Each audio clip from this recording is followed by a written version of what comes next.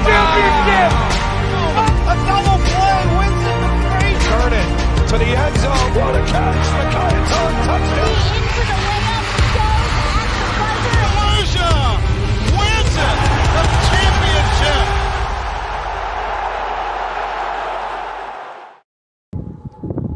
And good afternoon, everybody, and welcome to West Orange High School in West Orange, Essex County, New Jersey. My name is Ryan Lowy. Today I'll be joined on the call with Jordan Cooper, and the West Orange Mountaineers come into this one with a record of 2-1, as they will be hosting another 2-1 squad in their division, which is the Columbia Cougars. Two teams that had a very good sub-varsity program last year, getting to show off for their first week of varsity action, joining with some non-graduating last year varsity players. And Jordan, we have some interesting players on the mound today, as we'd like to welcome you to the broadcast. Yes, we would. So I guess we should get started with our West Orange Mountaineers lineup. Yeah, let's do it. Let's also talk a little bit about their pitcher as well. Absolutely. Leading off, we have Curtis Battle. He's playing second base at number 13. Hitting second is Mikey Cassels, number 8, playing first base. Number 3, Matthew Bove, number 33, shortstop. Number 4, Noah Stennett, number 6, center field.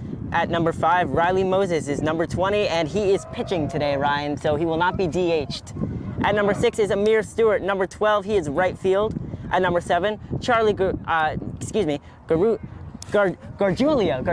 Chance Gargiulio. Chance Gargiulio, yes. Number 7, playing catcher. At number 8 is Eli Cohen. He's number 2, and he is playing third base. At number 9 is Jason Lamont Jackson. He is number 16 and playing left field, Ryan. Yep, so that is your 9 starting hitters today for the West Orange Mountaineers, and starting in the field defensively, we got to be keeping an eye on the shortstop, Matthew Bove. He has a gold glove there at shortstop. The two-sport athlete is also a football wide receiver, in which we can recall that when Jordan on call for most of West Orange's home and away games this year for football, which we will also be doing so for baseball. This is our second regular season broadcast, our third broadcast altogether, as we covered their preseason game versus Livingston, which you can catch on demand. Again, and we want to keep an eye on the mound, as you said, Jordan, number 20, Riley Moses.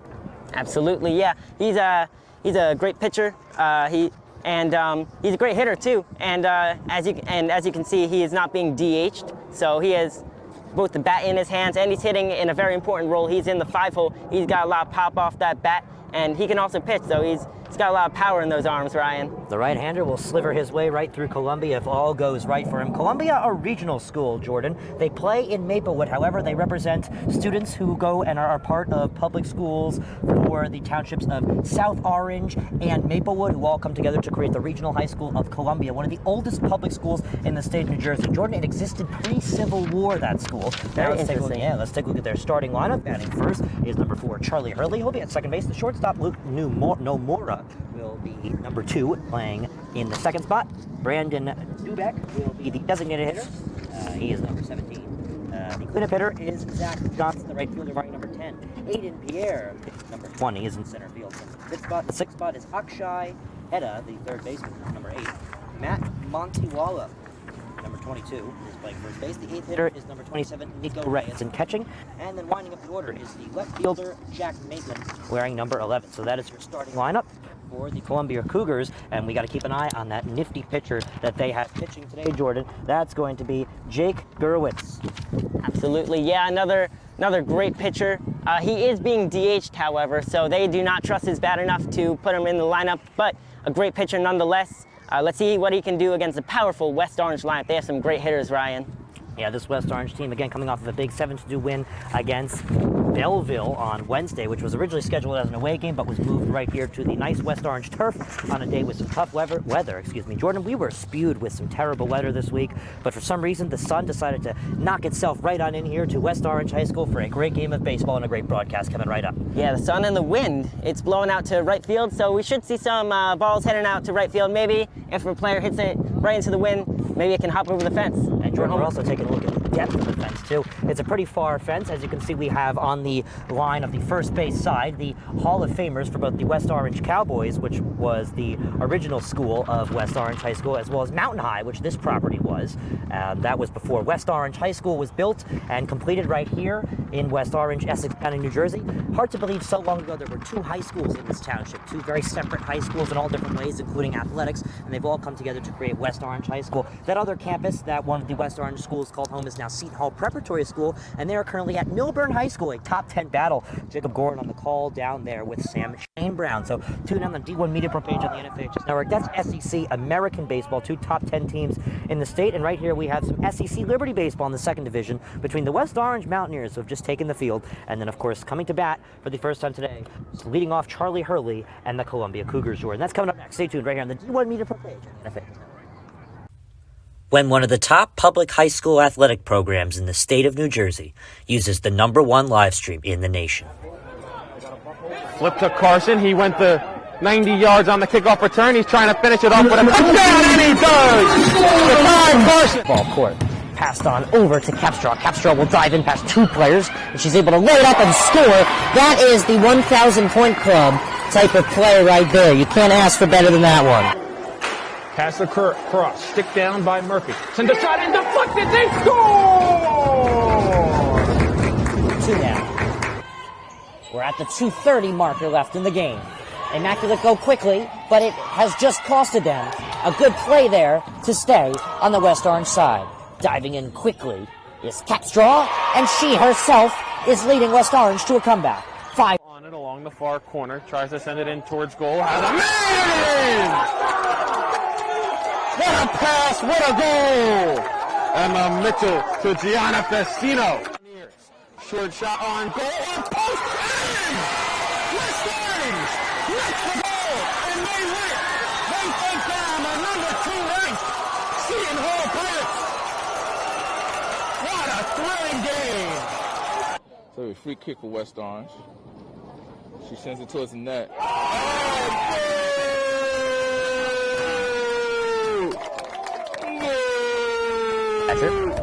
But we don't score the game, we just call and record it. As the pitch from Bove with nobody on base, swung on and missed, struck him out. Rosu now trying to get on the offensive side of things. Can he? Ooh, and he's able to work himself into a pin position. Can he earn the pin? He's got all 5. Back points easily secured, and he pins him.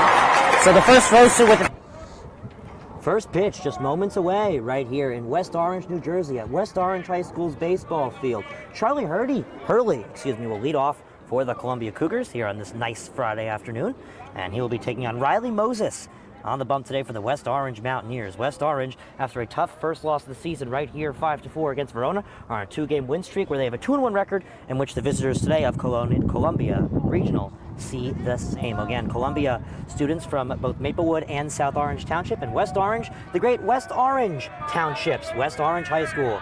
Baseball between Columbia and West Orange getting underway as it's loud here. West Orange is ready. Moses is ready. Hurley is ready.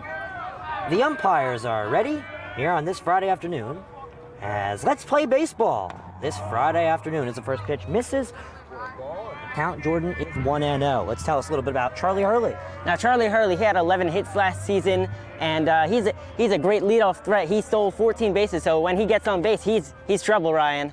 The 1-0 count. You want to keep him off the base. Popped up high, might lean foul. In fair territory, this one will be retired by Amir Stewart for the first out of the ball game. That's a big first out, Ryan. You want to keep Hurley off the base paths. He'll get you with the speed.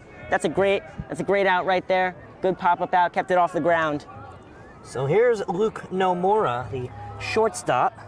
A lot of baseball blood in the Nomura family over the past couple of years. Here is the Columbia Cougar, Luke Nomura, the shortstop, Jordan. Nomura, a wide stance. 2 pitches and 1 away for Moses, who winds and deals to the second hitter of the day. This one is cranked deep to left field. It is long gone. The first run of the ball game for the shortstop, Luke Nomura. 3rd pitch of the ball game, 1st pitch of the second at bat of the top half of the ball game. Goes sky high, carries through the wind and out of here, deep to left field, Jordan. Well, high school baseball, you don't see home runs that often, and that one is even more rare because it was against the wind heading to left field.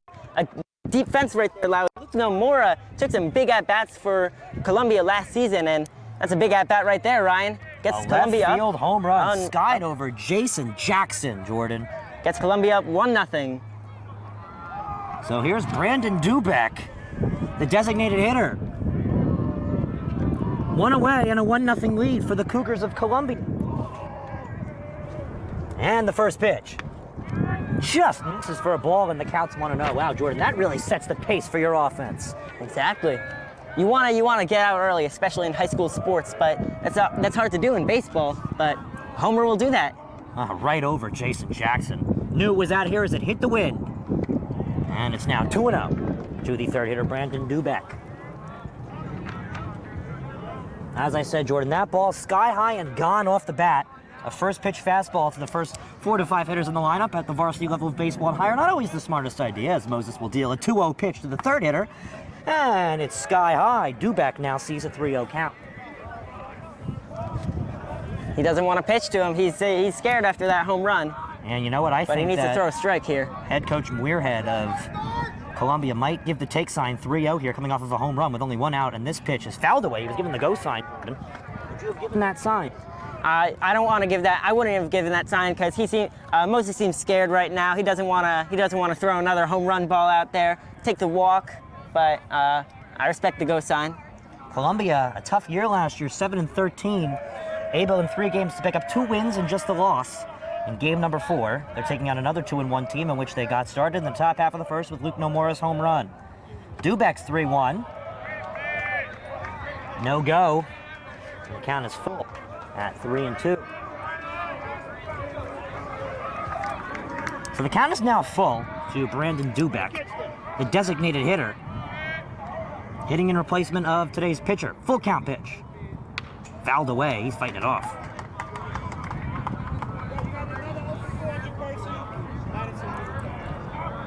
So now the count is full.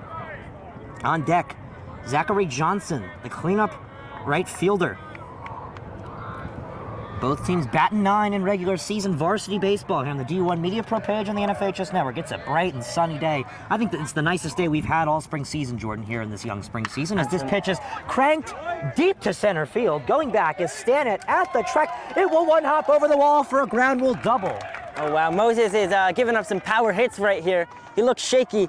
In his first start, he wasn't nearly as shaky. He pitched 5 innings and allowed 1 earned run, but it's not looking good as we have in just this inning for Columbia. And Jordan, when you're already down early in the game and morale is low, and there's a runner in scoring position, the last thing you want is a power hitter and a cleanup hitter of Zachary Johnson in right field up to bat. No, you do not. Moses on the bump with the runner on second. He's given up 2 hits today. He'd like to not give up his 3rd this inning, as this is a hard cut and miss from the cleanup hitter, 0-1. Swung through that one, Jordan. Yep. And Johnson had 2 doubles last season. No triples and no home runs, but he's shown that he has a little bit of pop off the bat, so let's see if he can score. Let's see if he can score Dubeck in here. A hard foul tip and a miss. Sorry, not Dubeck. No worries. 0-2 count with 1 away here with the runner on second base. Top half of the first, and we've already seen the scoreboard crack, Jordan. Rare to see in high school baseball. So the cleanup hitter's down on the count, 0-2. Moses will deal to Johnson. Solid piece, fouled away onto the track. And it looks like it's actually just over the track. My apologies. And onto the West Orange football field. That's where memories were made for us, Jordan, on the broadcast side. Great season last season, Ryan. Yeah, absolutely. We had a lot of fun. A lot of fun up in the box. I believe you garnered yourself the nickname Jordan, the recording Cooper on camera. No, you garnered that nickname for me, Ryan. You earned it. The 0-2. And it misses for a ball. Again, Jordan, we're keeping a look at that other big game going on today in Super Essex Conference Baseball. 2 ranked teams. Yeah, the best public school, according to NJ Athletics, in the state of New Jersey, taking on the 4th best team in New Jersey. Jacob Gorin on the call with Sam Shane Brown. Here's the pitch. Fouled away. Moving in on that one, Milburn, an absolute dominant start to the season, blew out Livingston, and it all went south from there for the teams taking on Milburn. Same goes for West Orange. They took down a team that came all the way out from New York, Monsignor Farrell. The 1-2 with 1 away. And Dubeck on second base. Here only in the top of the first is Moses will have to step off. Jordan, a slow way to start this game started. To get this game started. Well, I think Moses wants to slow the game down after allowing a home run and a double. He wants to control the pace of play. Columbia has been doing that. Well, Jordan, hold your thought because here's a hammered baseball. Jackson says he's under it. And he'll make the play for the second out. That's a big second out, but Moses has given up a lot of powerful hits. If that ball found the gap, that would have scored another run for Columbia. Again, caught in the wind was the theme of that home run. Exactly. Score that one as an F7. Pulled to left field. Now coming to bat is the center fielder Aiden Pierre, the fifth hitter. No runs, no errors, 2 hits. So far, we're 2/3 through this long top half of the first inning. Remember, there are lights here in West Orange, so Jordan, we could be here all day. We could. We could be.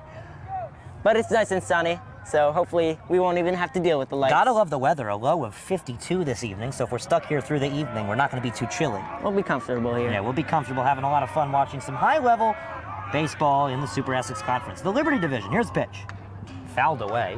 Columbia, a little antsy coming into this one, Jordan. They're taking some hard cuts. We saw the cleanup hitter, Zachary Johnson, wave past two, trying to just repeat what Luke Nomura did. Well, I think Nomura's home run has invigorated this Columbia team. They saw it from the dugout, and they want to replicate that. They want the glory. They want the glory. So the count is 0-1. And the pitch. This one is laced to center field. Coming on in is Stanton, and he'll make the play for the third out of the inning. 1 run, 2 hits, and no errors. We're going to go to the bottom half of the first. Columbia getting off in fashion. We'll be right back for West Orange coming to hit. Do you want me to know? All right, team, listen up. You all have been missing way too many plays. And it's time to make some changes.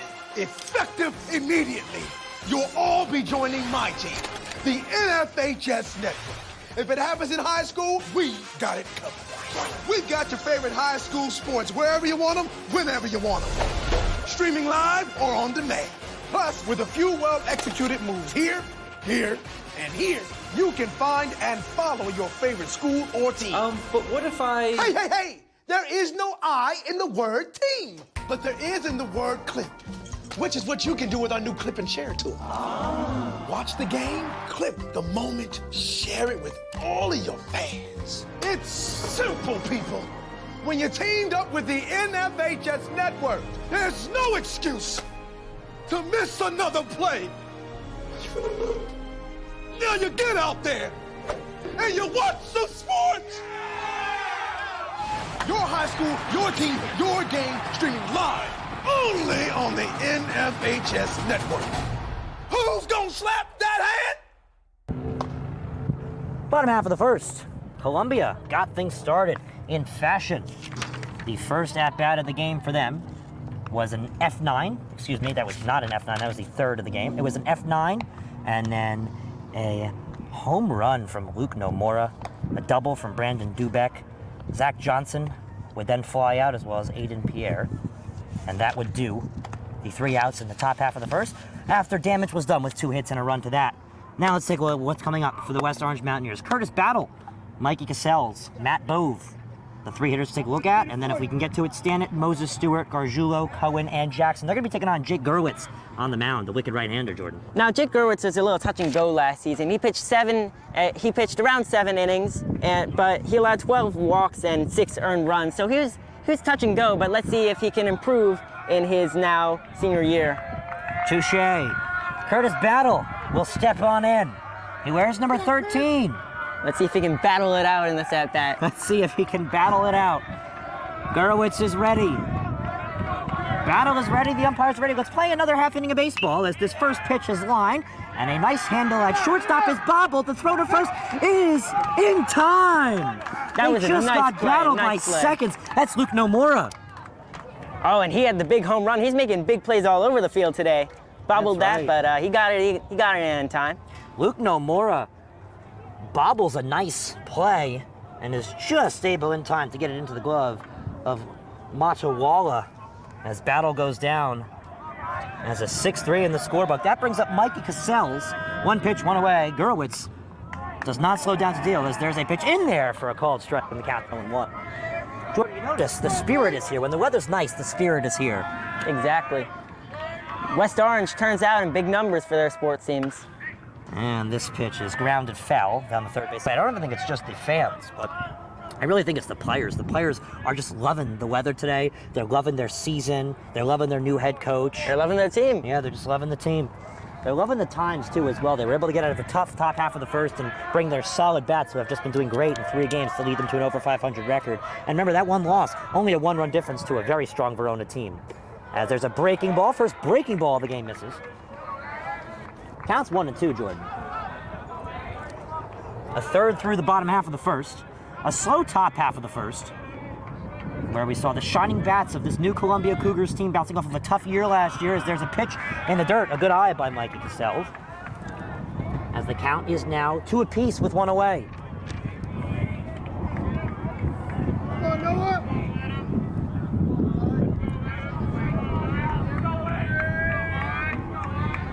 Here's pitch. Misses outside.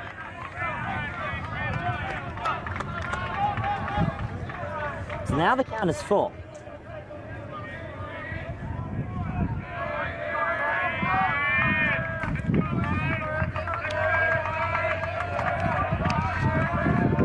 West Orange bench, Jordan, roaring as this pitch is grounded right back to Gurwitz, and he will toss one to first to retire Mikey Cassell. Score that, a 1-3. There's 2 away. Again, Jordan, PFP is a very important aspect of baseball, and they were executed brilliantly. So Jordan, a familiar face now up. Matt Bove. Matt Bove. We were debating before this, Bovey or Bove. I think we're going with Bove. Well, we're going with Bove. We've gone with Bovey a little bit. We've gone with Bove. I kind of like Bove. So here's the pitch. He's going to show bunt. He's going to try and drop it down. Doesn't do so, and they're going to check to make sure he went around. They're going to get bolted towards first base as if he touched the ball with his bat. You almost want to kiss the ball when you're bunting, Jordan, and he just couldn't get it on. Well, you were a great baseball player yourself, Lowy. You would know all about how to do a proper bunt. Yeah, and situations like those, this pitch is popped sky high, deep to right field, and over! West Orange responds to a top half of the first home run. Matt Bove wants to join in here on the, I guess you could say, 2022 SEC Liberty Division Home Run Derby. It's rare to see 2 home runs in a game in high school ball. There's not a lot of pop in the bats of high schoolers, but Matthew Bove just hit just hit the second home run of the game. He took 8 at-bats last year, so he didn't take too many at-bats, but he showed last year that he had some pop getting a triple, but that's his first home run of the year. Well, that is very impressive, Jordan. Here's Noah Stannett. And Jordan, this is a Mountaineer that sees baseball past his times in West Orange, the Arcadia commit. A 1-1 ball game, and the pitch squibbed and will drop right in front of right field for a base hit. Maitland will have to field it and hit his spot. Run on first base. So Jordan, 2 straight hits after 2 straight groundouts. A single for Stannett. And now we're going to see the cleanup hitter, the 5th hitter of Riley Moses. And it actually might be that they're DHing for him, Jordan. We'll keep you updated on that one. That's unexpected. We saw him in the lineup early before the game. Yeah, it wasn't reported as there's a pitch fouled away, so it looks like we're going to have a DH in the position. I'm going to keep an eye on who that looks to be.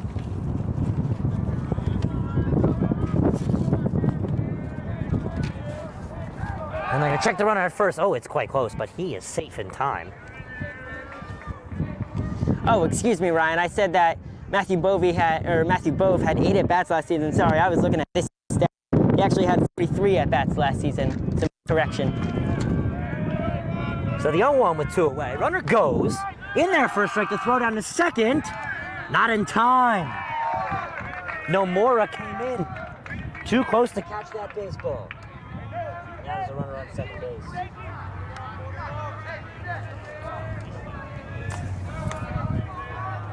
So it's looking like that is Riley Moses that is hitting. My apologies. The 0-2 count. They will hit the pitcher. who calls time. Our apologies. Again, Jordan Moses, his second appearance on the mound this year. First appearance, a tough 5-4 loss. He let up 3 earned runs in 5 innings pitched. Yep, and it was against the neighboring Hillbillies of Verona High School. Interesting name, the Hillbillies, Ryan. Indeed so, as there's a cut on and miss to end the inning, but not after West Orange puts a hit on the scoreboard and ties it up. We're going to go into the second of this impromptu home run derby, Jordan. 1-1. Do you want your school to be covered by the #1 live stream service in the state of New Jersey so the entire country can see moments like this? We play once again. Free kick coming for the Mountaineers. Short shot on goal. Or post.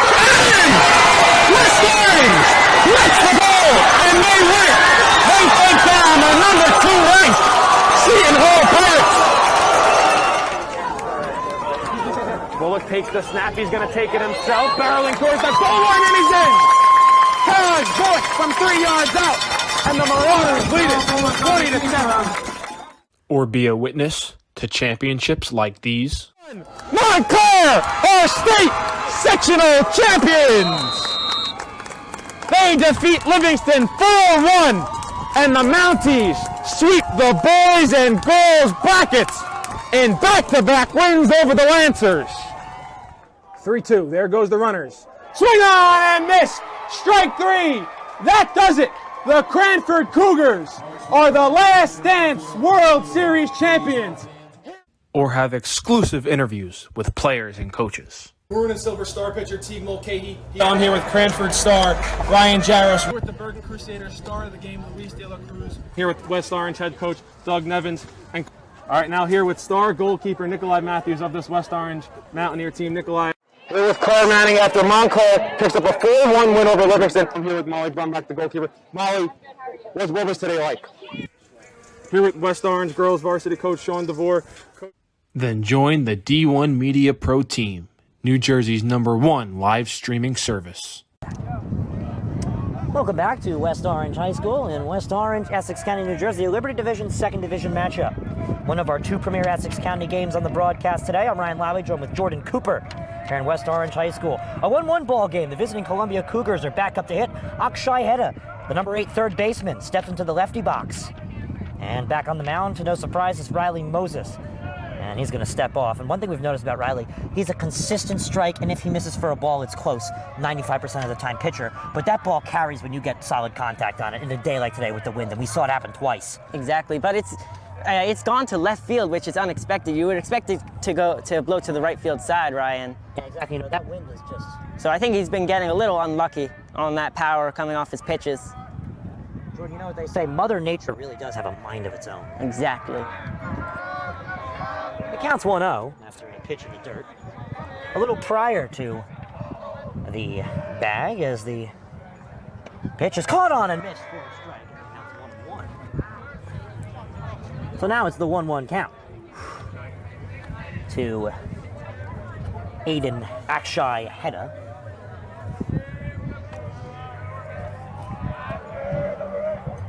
Moses will deal.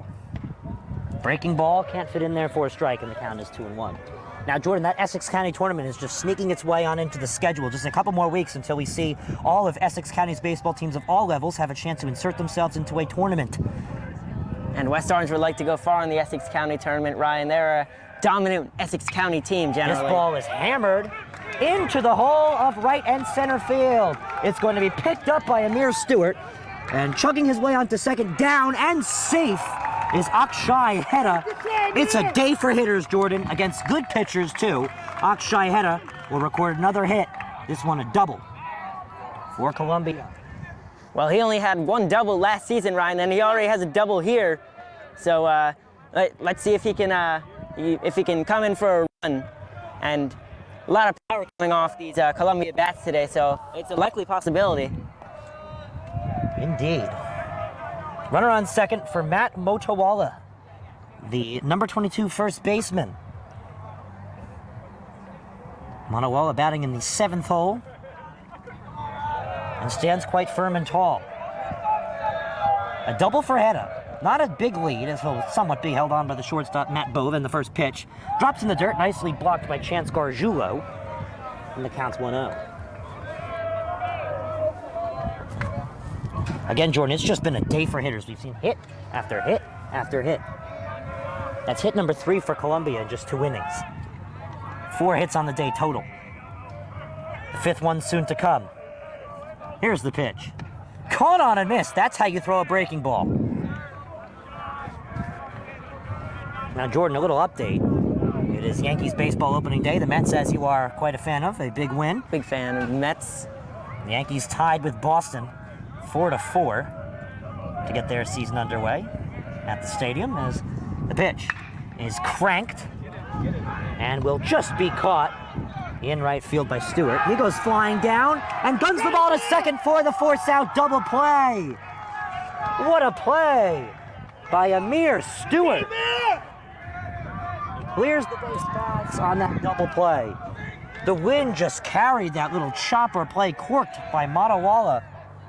That's a big play by Amir Stewart. An outfield assist. That's something you rarely get to see. That's what you want from your outfielders. That's an Aaron Judgian type play as that brings up the 8-hitter Nico Reyes, who's catching today. Here's the pitch. And that pitch misses for a ball. And actually, my apologies, I call that a late strike. Some late calls today from the umpire. But Jordan, as I was saying, that is a brilliant play in right field. Used the turf to propel himself on upwards to throw that baseball and gun it over to Bove covering the bag. Absolutely. Big arm, a lot of power, good play. It's a good day to be a hitter, and it's a rough day to be a pitcher. And it's a great day to be Amir Stewart. Ain't it so? Who had a great outfield assist. Yeah, Stewart having a day in right field. 1-1 with 2 away. And the pitch misses high. That almost brings back momentum to West Orange, too. They were the most recent ones to score a run in their past half inning, their opening inning of offensive action today. And that double play probably pumps some action into Moses. Moses steals. Fouled away. 2-2. And this backstop is a very interesting backstop, Jordan. It's not quite what you'd see at a Major League Baseball facility. No, but a lot of high school facilities have that cage to prevent the ball from flying out into the road. Not exactly unlimited baseballs in high school baseball. Nope. Baseballs have to be supplied by the home team for every sport at the high school level. Here's the pitch. This one's going to be popped up foul right over our heads as it will hit the hard football bleachers. Lucky no one's sitting there for the track practice today, Ryan. So the ghost was clear on that one, Jordan. Don't want anyone to get hurt. 2-2s on the scoreboard. 2 balls, 2 strikes, 2 away. Moses steals, and this pitch is high to fill up the count to the 8th hitter, Nico Reyes. And it looks like we have a little scoreboard malfunction here in West Orange that's fixed up.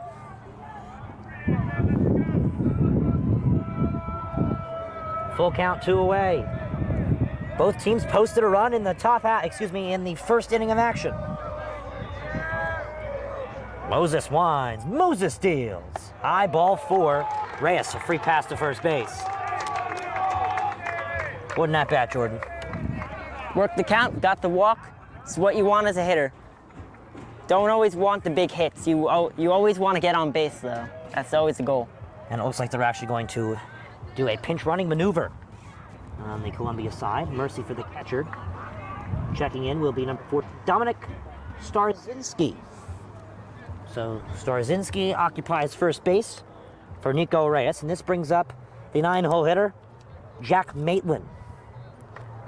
Maitland, a phenomenal baseball player, a lot of experience. He's been playing the sport for a long time. The senior will now check on him with a runner on first base and 2 away. Here in the second inning. The runner on first base, Moses, doesn't give a look and deals a foul ball. That's one thing I'm noticing, Jordan, about Moses, and as a baseball extraordinaire you are. You always want to check that runner on first base in close games. Absolutely, yeah. And Columbia has shown that they can get their runners in, so you want to keep their speed in check. So always check the first base runner, and he's playing a little off the bag today. And they're going to check the runner on first. It's a close one. So Moses, heeding our words of advice, Ryan, checking that runner in. He's hearing us. Hearing us quite well. as a matter of fact. Leo 1 on the foul ball first pitch. A long-awaited second pitch of the at-bat is dealt. Still playing relatively far off the bag, even though Moses has his number. The count is 0-2. Here on the D1 Media Pro page on the NFHS Network. Cassels holds on Starzinski. The 0-2 to Maitland. Runner goes as the pitch is inside for a ball to throw down to second. One hops, and the tag is not able to be put on by Battle because he had to defend himself from that hot turf. Still a good throw by the catcher.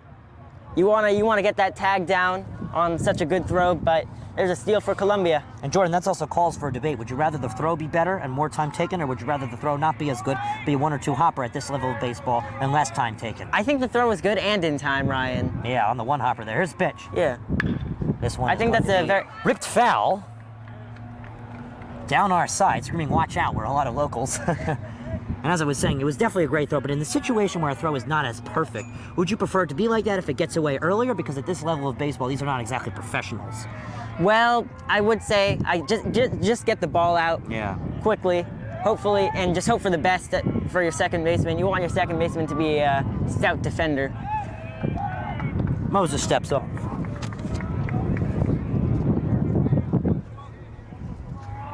So it's a 1-2 count to Maitland.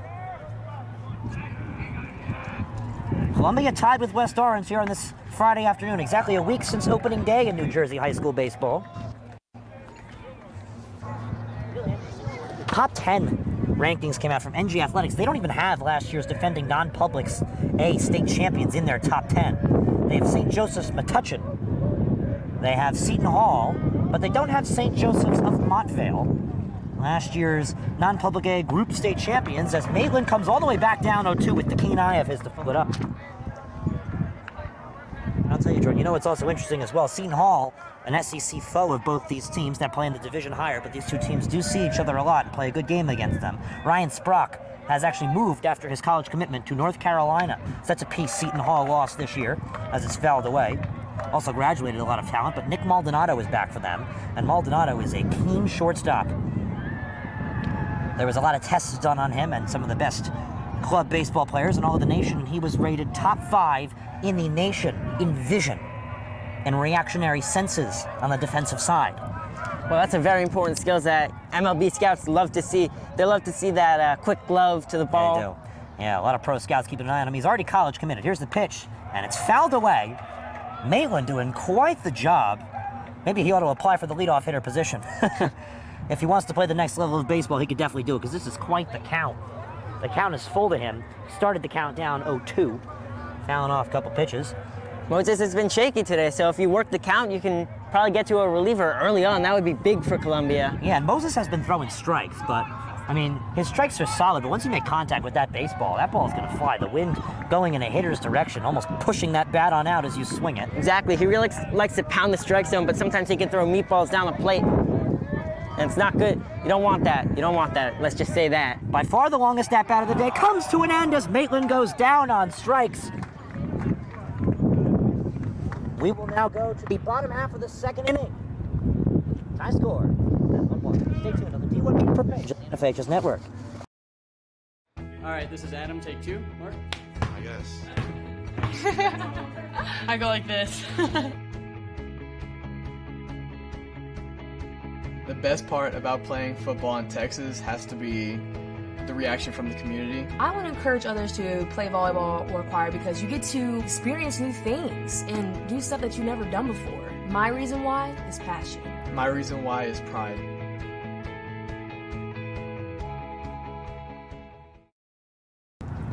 Back here at West Orange, bottom half of the second inning, West Orange coming back to bat. And Jordan, I think one of the top defensive plays we've seen so far in this young week-long season, as it's been exactly a week since today, was Amir Stewart's double play from right field.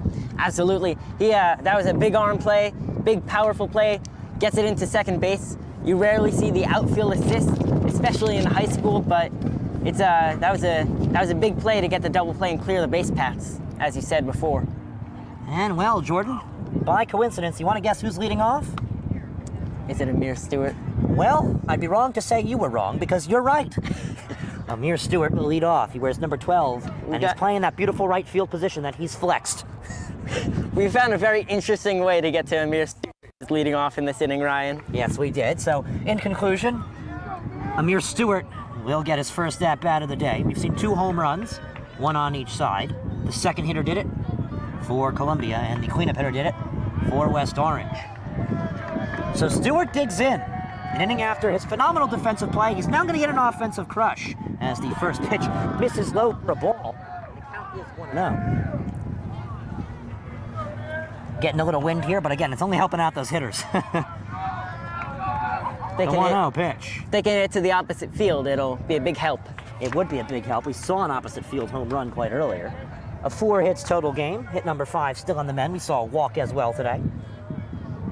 Starzinski ended up being the pinch runner for the walked player for Columbia. As here's the pitch. Stewart takes a hard cut and miss. Didn't keep his eye on it. And that'll cost you as the count is 1-2.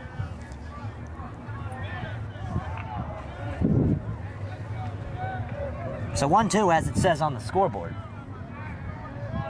Here in West Orange, as here's the pitch. Called strike 3. Stewart goes down on strikes. First looking strikeout of the day in the first out of the inning. Chance Gargiulo, the catcher, is now up, Jordan.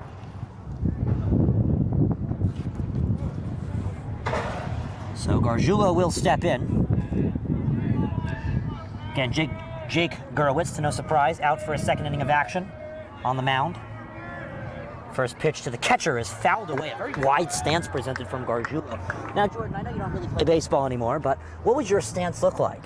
Well, I haven't played baseball since Little League Rhyme, but it would look a little something like this. And I know you can't see at home, but it's a very unprofessional stance. It's more like I'd rather commentate it than play it. Exactly. Counts 0-1. Cut on and missed. And I was bringing up that because this stance is a very long stance, but it can come to help when it comes to loading. Players who can't load as well usually take a wider stance on the ball, so the load is almost pre-invented. And as you all can't see, I just reenacted it. The 0-2 pitch. Breaking Ryan, ball, falls too late. Great baseball player yourself. Played JV catcher for the Livingston Lancers for a couple years. Played club baseball too, I believe, still? Yes, a lot of club baseball for the North Jersey Giants. A 1-2. So you know your stuff. I'd like to say I do, the 1-2. And the Gurewitz pitch. Check swing. Indeed, he went around as he's tagged on out for the first out of the inning. A called strike 3 swinging. The check swing. Chance Gargiulo goes down with the forwards K. Second out of the inning. As here's Eli Cohen. So we move deep into the bottom half of the Mountaineers order. Eli Cohen. Position number 5, the third baseman, stands tall and gets ready to do the dirty work against Jake Gurewitz. An offensive start to this game is turning a little defensive. Exactly. Nico Reyes poorly handles that pitch.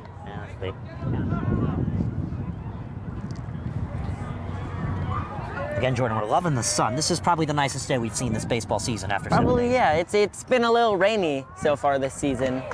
We were talking about yesterday, Jordan, the reason why this isn't West Orange's second home game is because their game on Wednesday had to be moved here to one of the rare turf baseball fields that we have in the area, in an important divisional game versus Belleville that they did not want to have to rely on rescheduling. As there's a pitch in there for a strike. 2-1. That 7-2 win, humongous for West Orange, and Jordan Stewart quite well on the mound. Absolutely.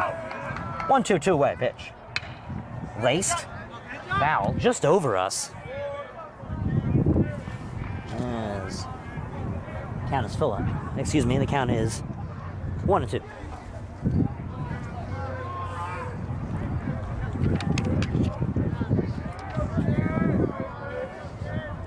One-two pitch comes in quickly, and just getting a piece of it is Cohen. Out the way. Now, Cohen's taken a lot of at-bats as a sophomore here this season. He already has 10 at-bats in this season, but he's gone off to a bit of a slow start. Only 1 hit, but as a sophomore, you like to see that playing time. You like to see that development, and let's see if he can get going with this season here. An even 100 average on the season so far. Well, Cohen wants to make that better as he takes a pitch low for walks don't count. The help towards the team, and this is a team sport. Count is full, a ball replacement, as it looks like Gurewitz is not satisfied with the seams. Seam satisfaction, very important for a pitcher. We see it all the time in Major League Baseball. Replacements of the baseball. Full count, 2 away. Gurewitz, a slow wind that turns into a quick deal that is popped up sky high in the infield. This could be trouble. Moving on in and making the play in fair territory near the pitcher's mound is Matt Motowanga. And 3 up and 3 down for West Orange. We're now going to go to the third. It's a 1-1 ball game. Stay tuned on the D1 meter per page on the NFHS Network.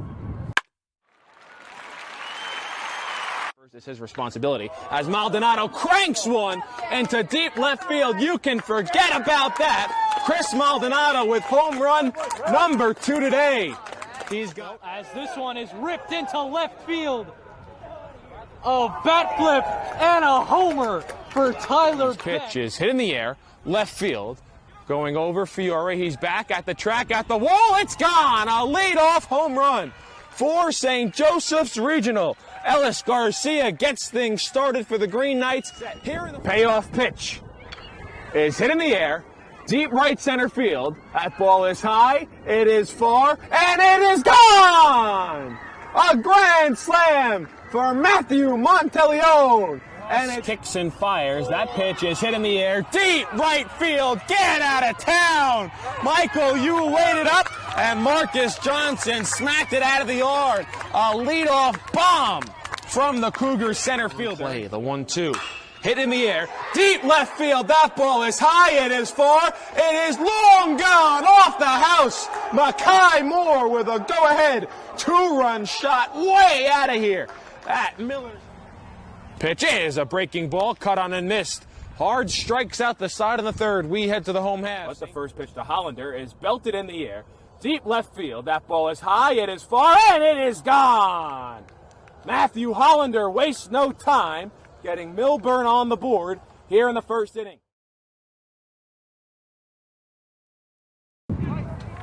Back in time for the top half of the third inning in the top of the lineup. Charlie Hurley flied out to Stewart.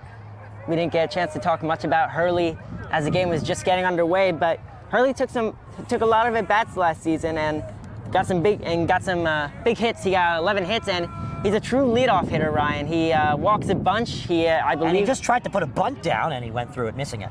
As I said, true leadoff hitter, Ryan. Yeah, that is true leadoff hitter. Likes to play some small ball, likes to walk, and he has some speed on the base pass. He had 14 stolen bases last season. And when you're a leadoff hitter, you like to bunt. And when you try to bunt, you try and kiss the baseball. Looks like you just missed the lips right there. You got 1 count with 2 away. Interesting analogy. We got 1 pitch. Just a tad bit high. And 1. You think I can make that my tag as a bunting commentator? Just missed the lips? Just missed the lips. 1-1. And the pitch. And a nice block by Chance Garjula. And the count's 2-1. So, Jordan, we have a very competitive Liberty division. I have Caldwell winning it again, but they've come off to a slow start. Verona could definitely do it. West Orange could definitely do it. Columbia could definitely do it. It's a tough division this year. Absolutely. I think I'm going with Verona in this division this year. They had West Orange play them in their first game, and West Orange isn't ranked this season, but it was a big win for Verona, a 1-run win. And to be any West Orange sports team is a big accomplishment, so they really showed off their talents there. Yeah, absolutely. 3-1.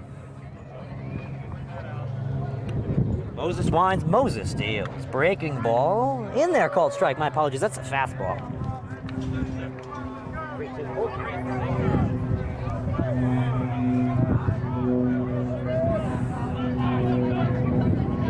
West Orange back in action on Monday. Full count. Nobody away.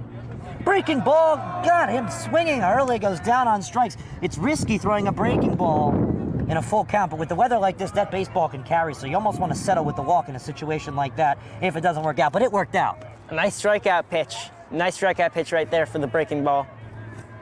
So there's one away, and that brings up Luke Nomura, a famous last name in New Jersey high school baseball. Some Seton Hall players carry the last name Nomura as well. Sam Nomura. Nomura, a big part of this team last year as a junior, now in his senior year. He was a workhorse last year. Indeed he was, as that pitch is in there for a strike, and the count is 0-1. And Nomura settling in post-home run for the first time this game. Cranked it. Couldn't ask for more. 0-1 pitch. That fits in there. They have the coming off of home run Luke Nomura down in the count 0-2. That's what you want to do if you're the Woe. 0-2-1 away. Beautiful Friday afternoon for baseball on the D1 Media Pro page on the NFHS Network. This pitch.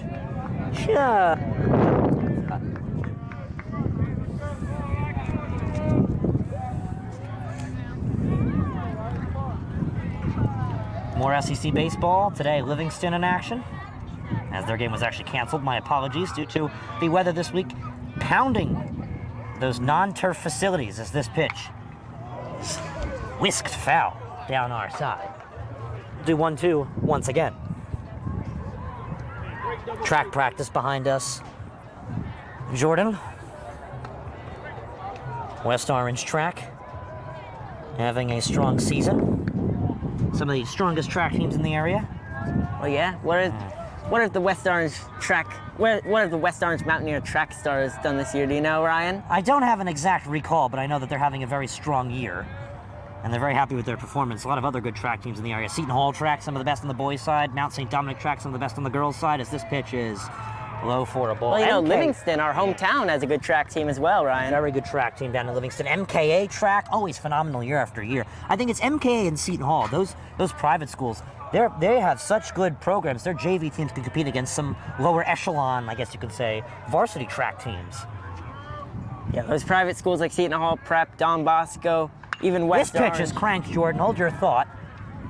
Stanton catches it in the wind, one away, as you were saying. As I was saying, Ryan, these schools, Seton Hall, Don Bosco, Bergen Catholic, even West Orange, which is school, they invest heavily in their sports program. Dominant teams like Seton Hall Prep, dominating in every single sport, including soccer, football, baseball. You also got to think about the size of these schools. West Orange, they're not a private school, so you don't really decide unless you want to go private if you want to go here or not. If you live in this area and you don't go private, you got to go to West Orange, and they have a very, very large student body, well over 2,000 students. This is a beautiful school. Absolutely. Situated right on top of the mountain in West Orange. Yeah, that's why they once called it Mountain High, home of the Cowboys. Exactly. There was also the West Orange Cowboys. And then, well, once this place reorganized itself to the official and only West Orange high school of the area, they changed their name to the Mountaineers to rep that mountain name that they so call themselves near. 2-0. West Orange High School situated right off of 280 East and 280 West's phenomenal exits. Neighboring schools of Verona, who they play quite often. Livingston, just a division a little higher. They played them in preseason. We had the broadcast, catch it on demand. The 2-0 pitch. In there for a called strike. And the count is 2-1 with 2 away. Also not so far the other oranges. East Orange, East Orange, and West Orange football. The Orange Bowl, Jordan. Gotta love that rivalry. We called that game, didn't we, Ryan? Indeed, we were there for it, as this pitch cut on and missed. That was a double fumble game, was it not? That was the East Side game, if you remember that one. I remember the East Side game, yes. East Orange, East Side, easy to confuse.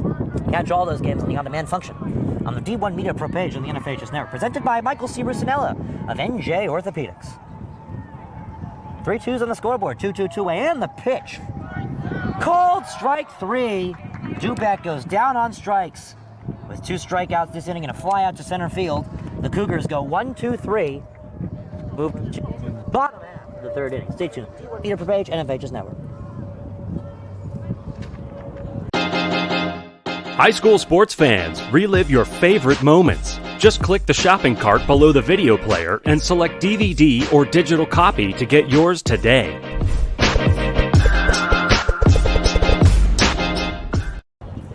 Little short commercial break to bring us to the bottom half of the third inning, Jordan.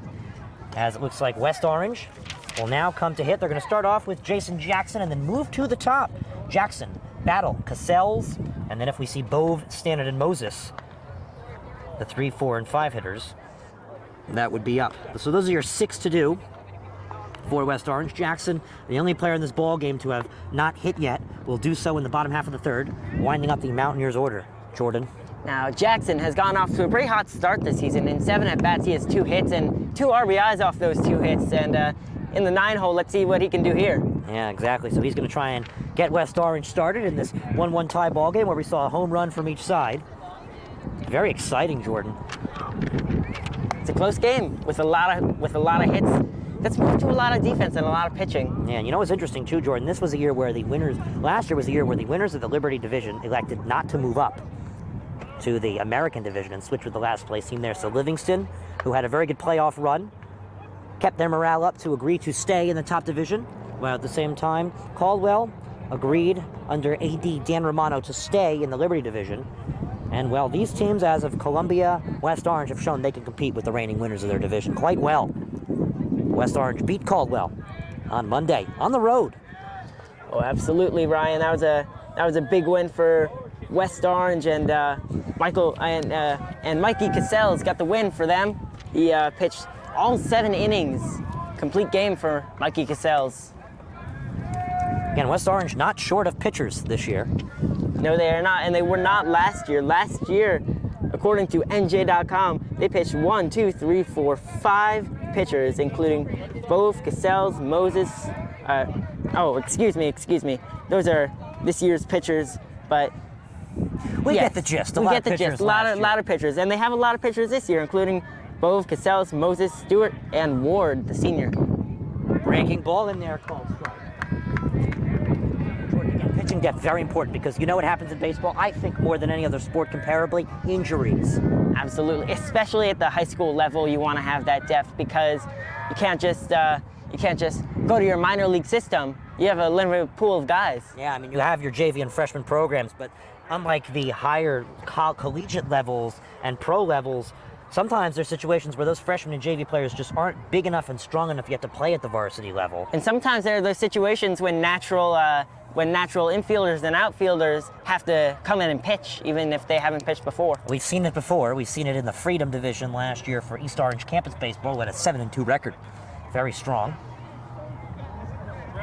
Essex County Baseball, one of the top conferences of baseball in the Super Essex Conference. You also can compare that to the Union County Conference's program, as the best team in that conference last year was the 6th best team in New Jersey, the Cranford Cougars.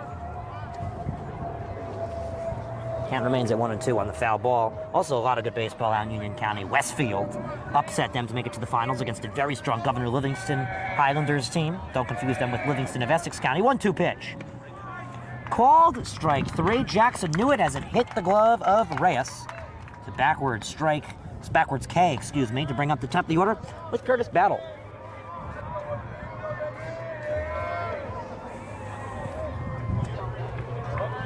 So, Jordan, we move to the top half of the order. Curtis Battle grounded out in the scorebook. It was a 6-3 shortstop to first base, bobbled line drive, 1 hopper that was handled by Luke Nomura. Let's see. He wants revenge on this in this at bat. He thinks, I bet he thinks he deserved that hit, but that was a nice play by Nomura to get the out after bobbling the play. It's one of those things where you're going to see it at sub-varsity levels. The shortstop just can't handle that hard of a baseball on turf like this, and it might not even hit his glove and be considered a hit. And yeah, it was an out. It was an out, yeah. This pitch is cranked deep to center field. Going back, Pierre. It's going to one-hop over the wall for the second ground rule double in the baseball game. Curtis Battle. He was feeling the bat in the first inning. Well, like I said, he wanted revenge. Yeah, he was robbed by Nomura of a very hard shot single. Couldn't scrape past the infield. Now he puts it past the infield in the air and over the outfield too. Pierre and Johnson couldn't chase it down and saw it one hop over the wall in the right sun. Ground rule double, folks.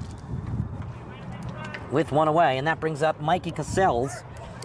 He hit a hard shot right back to Gurwitz. That'll go for Battle's 4th hit and 2nd double of the year, Ryan. So he's having a hot start to the year. Yeah, Curtis Battle's double was the first hit of West Orange's season a week from today, in which we covered their tough 5-4 loss versus the neighboring Hillbillies of Verona.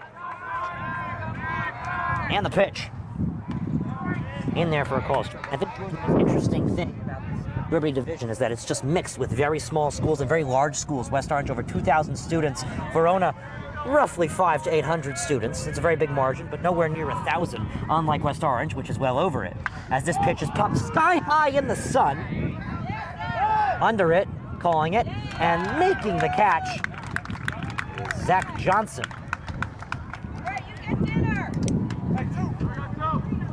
So Johnson will make the play.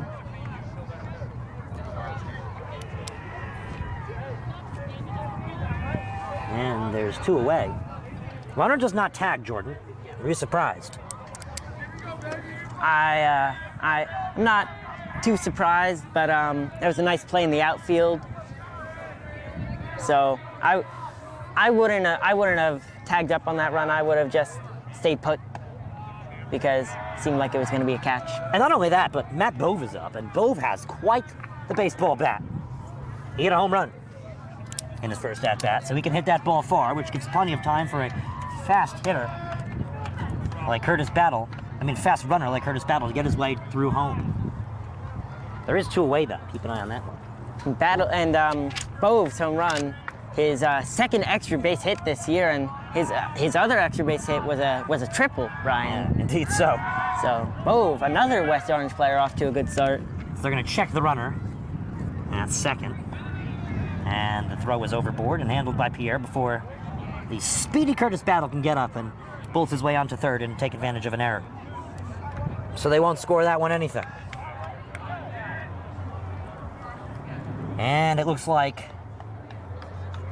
Ryan Weirhead's pitching coach will like to chat it on out with Gurewitz. That's a Columbia Conversation presented to you by NJ Orthopedics and Michael C. Rusanella. And Jordan, again, you have Verona winning this division. I do have Verona But winning here's the this toughest stint for Verona. They came off of a big win to get their season started. They're off to a good ride, but they're missing Pierce Coppola. And Pierce Coppola was one of the best pitchers, I think, in New Jersey history last year. And he's now doing wonders down for Florida. Well, absolutely. And like you said, Verona's a small school, so it'll be an uphill battle, but I think they could come in as the underdogs. They have a good program out in Verona. They have the talent, too, at the varsity, the sub-varsity levels. They always like to challenge themselves. They're playing in quite the tough division, the Liberty Division, very strong this year. A 2-0 count. Number 3, Gurewitz deals. And this pitch is well in the dirt and brilliantly smothered by Reyes. The runner will go to third anyway, and he's up without a throw. Good base running right there. And a 3-0 count. Well ahead of things is Bove. And so you could theoretically maybe want to give Bove. This is just a toss-up. Give Bove the swing sign because he's. I would give him the swing sign because I would not, as a pitcher, I would not throw a breaking ball here and not risk a wild pitch. Runner comes home, so I think he'll throw a strike. You gotta throw a strike here. You make an exquisite point. 3-0 pitch. They don't let Bove swing unless he just counts 3-1. I would let him swing because he was feeling the bat. He cranked one out of here. Well, 3-1, that's a hitter's count. That's a swinging count right there because he still has to throw a strike, especially with the runner on third. Yeah. Or it can open up another base for a force out with 2 away to make more comforts in the infield to try and escape the danger, as this is a 3-1 pitch that is going to nail Bove, and oh boy, this cannot be good for Blumpkin's boys. Bove is hit hard. Worst part is it would have been ball 4. You never want to see a hit by pitch. You got to hit the dirt when you see that ball coming to you, which is a lot harder said than done, as you know, Ryan, as a baseball player yourself. Score that a hit by pitch. But is Bove okay? That's the question. Ashley Sevo and Gene Palacianos, the phenomenal athletic trainers here at West Orange, are going to have to give quite the look into Bove's situation. He stays 1 for 1 on the day, but I think the concerns here for West Orange is Bove's health. The big question is, where did that ball hit? Because if it hit somewhere in his upper body, that's a bad place to be hit. If it hit his foot, he could be out of the game, but he won't be out for too many games. But you don't want to see the ball get into that shoulder area, especially not that head area, Ryan. You want to keep the head safe. You do want to keep the head safe. They're going to check out Bove, and we're going to go to a quick commercial break. You don't want to go anywhere. 1-1 baseball. NFH's Network. High school sports fans, relive your favorite moments. Just click the shopping cart below the video player and select DVD or digital copy to get yours today.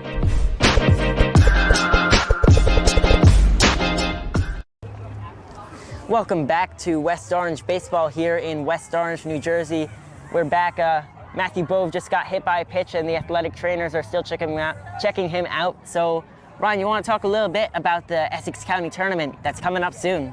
Well, Jordan, it's just a couple weeks away from its preliminary rounds getting into action. Every year, it's always the same favorites of Seton Hall, Milburn, Montclair. A couple of years ago, Livingston did it themselves. Nutley always sneaks their way in there, as that's who Livingston played in the finals. The defending champions are Milburn, who just snuck by for the first time the tournament was played at Yogi Berra Stadium. And they just snuck by off of a little third baseman's error against the Seton Hall Prep Pirates, who I guess you could say historically lead the tournament. But this year, Seton Hall Prep looking strong after last year's finals appearance where they just barely lost and had the best record and won the division, in which their opponents in that finals, Milburn, were also in as well. But Milburn baseball is phenomenal. So I really think the winner of today's game between Milburn and Seton Hall will really show who holds supreme in the early stages of the I guess you could say NJ baseball. And then going into the county tournament, they will probably be given the higher seed if both records match up similarly, because Milburn or Seton Hall would have won the head-to-head. And then I think whoever gets the better seed probably has a better chance of winning because they'll bat bottom half of the inning. So it really can go anywhere. Yeah, well said, Ryan. And Essex County Tournament, always a fun tournament no matter what sport you're playing, soccer, football, because you don't have to. Well, you don't have one in football, but yes. Yeah, excuse me, hockey, I mean. Well, you don't have one in hockey either. Do they not? It's the Divisional Tournament, which consists of teams from Union, Bergen, and Essex. Hockey's a little bit less participation from schools, a lot of combo schools, so they don't really have a county tournament for every county. That's true. You got schools like VGR in there. Union County has a tournament. Somerset County, my apologies, not Somerset. Middlesex County has a tournament. And I believe I said Union County has a tournament. So there's only a few counties that have a tournament. Bergen County has a tournament. So there's a few counties that have a tournament, but really the divisional tournaments are the exciting tournaments leading up to the playoffs for hockey. But anyway, yes, Jordan, as you were saying. As I was saying, Essex County Tournament is fun no matter what sport is happening, especially in baseball, because you got powerhouses like Milburn and Seton Hall, but you also got underdogs like West Orange and, as you said, Livingston a couple years ago. Yeah. They can make some runs. As play resumes here, Ryan. Yeah. So we have a pinch runner, obviously, who possibly could be the last appearance of the game, replacing of Bove, who got hit. Randall Stevens leads off of first base. So it seems that Matt Bove will exit the game here. Hopefully not. They might, as the runner from first goes to second. They will gun the ball down the field. The throw is in time, and they got him. They took the risk, and they did suit. Columbia escapes. Wow, Jordan. Quite the play. Would you have made that decision if you were the catcher to gun that ball down? You know what? If the runner's going, go for it. I mean, you got to trust your second baseman no matter what level you're playing at, Ryan. Well, that was phenomenal. So we're going to go into the top half of the fourth inning. 1-1 ball game still, Jordan. We still do not have a winner decided here in West Orange. Stay tuned. You'll be prepared, NFHS Network. When one of the top public high school athletic programs in the state of New Jersey uses the #1 live stream in the nation. Flip to Carson. He went the 90 yards on the kickoff return. He's trying to finish it off with a touchdown, and he does! Jakai Carson. Ball court. Passed on over to Capstraw. Capstraw will dive in past two players, and she's able to lay it up and score. That is the 1,000-point club type of play right there. You can't ask for better than that one. Pass across, stick down by Murphy. Send a shot and deflected, they score! 2 now. We're at the 2:30 marker left in the game. Immaculate go quickly, but it has just costed them a good play there to stay on the West Orange side. Diving in quickly is Capstraw, and she herself is leading West Orange to a comeback. 5 on it along the far corner, tries to send it in towards goal, has a man! What a pass, what a goal! Emma Mitchell to Gianna Festino. Short shot on goal, a post, and West Orange makes the goal, and they win. They take down the #2 ranked Seton Hall Pirates. What a thrilling game! So a free kick for West Orange. She sends it towards the net.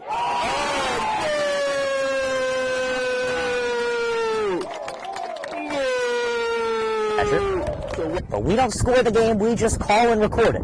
As the pitch from Bove with nobody on base, swung on and missed, struck him out. Rosu now trying to get on the offensive side of things. Can he? Ooh, and he's able to work himself into a pin position. Can he earn the pin? He's got all 5 back points easily secured, and he pins him.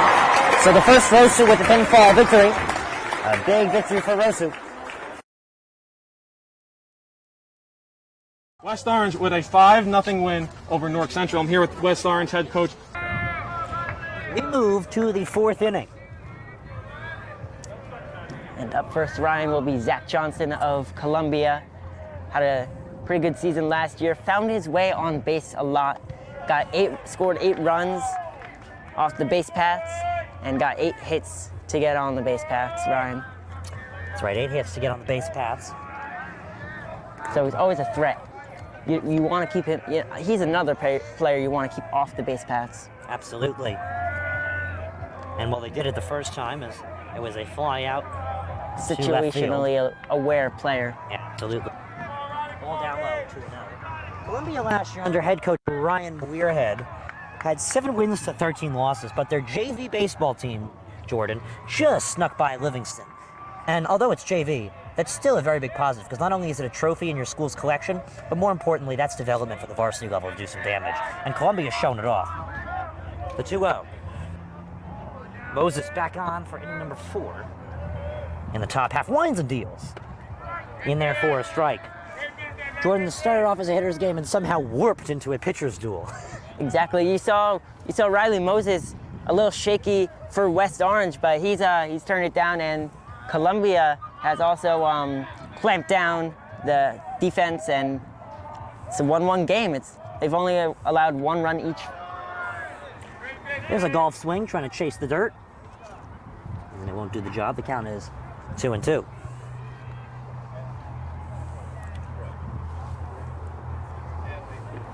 Coming up, we're going to preview the schedules of both teams. So keep a keen eye on that.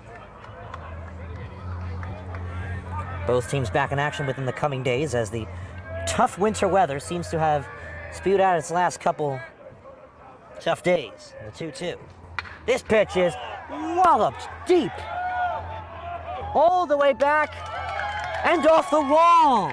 It's going to be a leadoff double for Zach Johnson. That ball was caught in the sun between Jackson and Stannett. It's a leadoff double. Well, the wind is gone, Ryan, but the sun is still here, so the ball did not get caught in the wind, and it got caught in the sun, fooling the defenders. That's a perfect combination for a double, Ryan. Yeah, you can say it fooled the defenders, but you can also really say that ball it was crushed. It was crushed. If the wind seceded, like earlier, that ball would have been out of here. If the defenders were fooled any worse, it could have turned into a triple. Yeah, no doubt about it. Some good wheels there from Zach Johnson as well. He's going to run for himself, the right fielder. And the pitch. Bunt shown. Bunt can't be squared. And well, Jordan, to mess with my analogy a little bit, he got the lips there, but not at a strong enough tone. The 0-1. Getting into dangerous territory with that analogy, Ryan. getting into a weird, indescribable yes, point a weird, indescribable point. The 0-1 with no outs. And the pitch. Caught on and missed. Pulled his eyes off the ball in the count. That runner on scoring position posing to be a threat, as this is a 1-1 ball game, Jordan. We saw the scoreboard crack itself in both the top and bottom half of the inning for the respective offense of both those innings. And now it's started to slow down and halt. The 0-2 pitch. Breaking ball. You have a runner in scoring position here. On the wheels of Zach Johnson, who got his first hit recorded today as he flew out to left field. So he's punching that baseball into the outfield. Well, you know, finally got it to drop. You know what they say, Ryan? A bloop and a blast is all it takes, and we got the bloop. Well, it wasn't really a bloop; it crushed. It was a hard hit, as there's a cut on and missed high fastball. We got a blast. Let's see if we can get a bloop. Pierre goes down on strikes. Akshay Heda, 1 for 1 today with a double. Has a fresh count to his name, as the lefty will do a little pacing. And as you can hear, Coach Blumpkin giving some directions This is another big hitter, and even when you're a contact hitter, today you can almost impromptuly, with good contact, call yourself a power hitter. First pitch of the at-bat with one away and a runner in scoring position is not going to come, as Moses will step off. Moses given up a lot of hits today, but would you say it's his time to be ended after this inning? I would say you keep him in because he's consistent, and this wind is quite hard to defend his poor. Well, I think the wind is pretty much gone now, but Yeah. the sun is playing a factor as well. I think his defense has helped him out a lot. So Blumpkin has a decision. That's why they don't pay me to make these pitching decisions. But I would say take him out, Ryan. Interesting decision. See, I think that he's been throwing consistent strikes, but the wind and the sun has really not been helping his case. And I don't really see how it could be any different for any other Mountaineers pitcher. The 1-0. A shifty ball, and the count is 2-0. 15 past the hour marker since this game got underway. A 4 o'clock first pitch on the money. 15 past 5 o'clock. A smooth running baseball game. A quick one here. You don't see that in baseball, Ryan. You do not so much see so. Major League Baseball has entered the spring with official games. Preseason has exited the pathways. Mets with a big win yesterday for the New York tri-state area. Tyler McGill, very impressive. Blazing speed on those pitches, Ryan. And the Yankees battling out a tight one in the later innings versus the Red Sox. Last time we checked, a 4-4 tie. And the pitch. High for a ball. They'll walk Akshay Etta. He stays perfect on the day to bring up Matt Matawala. So Ryan, Riley Moses allows a base runner there on the walk. So that's another reason to take him out after this inning. But I still respect that opinion of keeping him in. I think that he's been consistent all day, but he needs a big out here. I would want to strike out here. Plenty of offensive opportunities to come as well, as we're just about halfway there. See if he can get himself out of this jam. Time is called. Remember, a 7-inning baseball game is what we see at the high school level. Of course, if extra innings comes into play, or a mercy rule of 10 runs prior to those 7 innings enters the facility. Moses deals. Pop sky high in the sun. Bove will call off his right side of the field, and he drops the baseball. They're going to say it's an infield fly rule.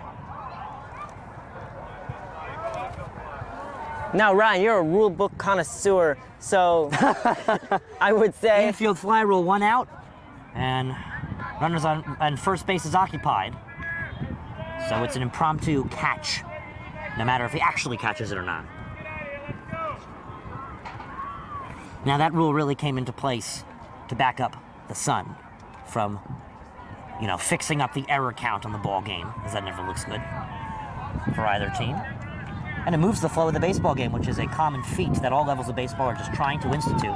High school sporting events, usually excluding football because it's, Friday night lights or Saturday action, usually roughly 2 hours, and baseball can be as much as a 3 to 4 hour affair. And the pitch. So that infield fly will get Moses closer to getting out of this first and second jam he's gotten himself into. With the double and the walk. So the 1-0 with 2 away. On the pitch. That's right ball. The count's 1-1. Play 1-1, 1-1. My apologies. Count now. With 2 away. Ryan Lowy, Jordan Cooper, Jalen Kelly on camera. Moses steals. Cut on and miss. Tried to chase that high pitch that came in once again. This time it's a swinging strike. And then the count is 1-2 with 2 away and 2 on. 1 in scoring position, the other one trailing at first. Again, he needs a big strikeout here, Ryan. Absolutely. This would be big. This would be massive. It would change the pace of the ball game. But do you throw the breaking ball? Pitch high. And the count is full. Excuse me, the count is 2s apiece. So the 2-2.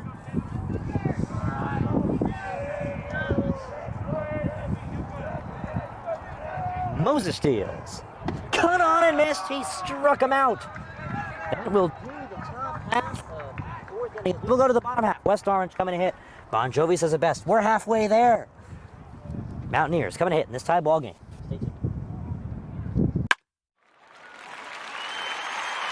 It's his responsibility as Maldonado cranks one into deep left field. You can forget about that. Chris Maldonado with home run number 2 today.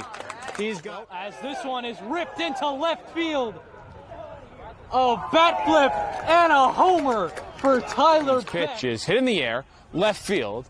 Going over Fiore. He's back at the track, at the wall. It's gone. A leadoff home run for St. Joseph's Regional. Ellis Garcia gets things started for the Green Knights. Here in the payoff pitch is hit in the air, deep right center field. That ball is high, it is far, and it is gone!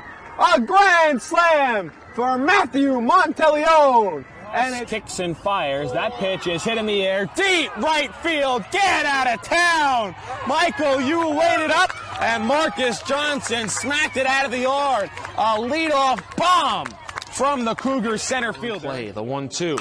Hit in the air, deep left field. That ball is high, it is far, it is long gone off the house. Makai Moore with a go-ahead 2-run shot way out of here.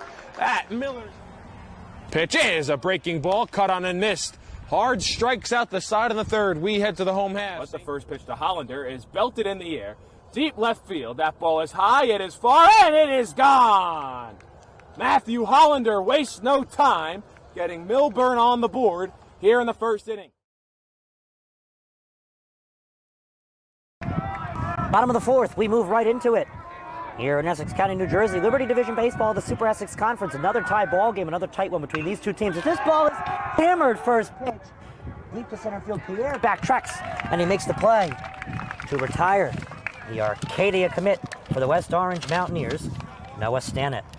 Noah Stannett, great player. He came off a big game against Belleville on April 6th. He got 2 hits, a single and a home run, going for 3 RBIs that day. He wanted another home run there, but it shorts out just short of the fence in center field.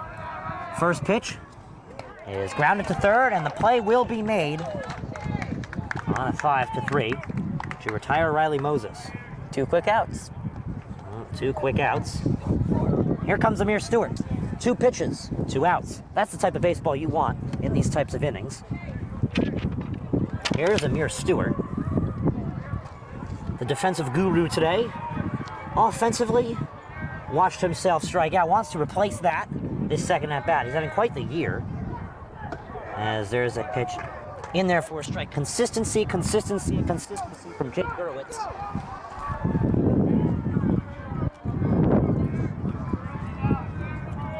And the pitch.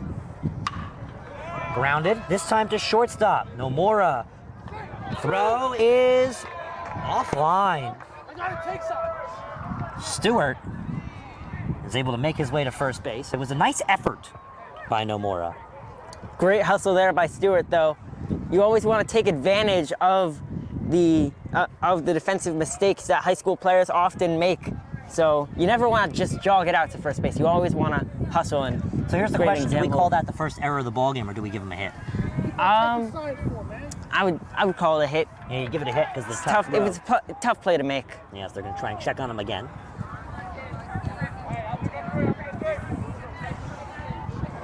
Back in time as they will try and now check Stewart. And this brings up Chance Gargiulo. Again, that really could have went any way. I could have also seen that being an error as well. It was a Derek Jeter-esque type of effort there from Nomura. Again, the Nomura family very good at baseball. We were having an impassioned conversation about Derek Jeter's defensive skills the other day, Ryan. We were. That was a funny one, as this pitch is in there for a strike. As you were saying, you think Jeter a very defensively solid player. No, I thought Derek Jeter a very defensively above average player. You thought him an elite defender. I think his defensive effort is not replaceable. And in baseball, You need to I think rally his your defensive. troops. I think his defensive effort is very replaceable. What's not replaceable was his offense. He was a great contact hitter. That's why he was in the lineup every day. But his defensive skills were replaceable.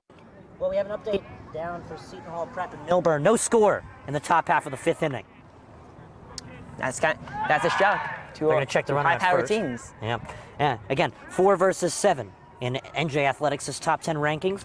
Milburn, the best public school in the state of New Jersey. Seton Hall Prep, consistently one of the best schools, period, at all sports.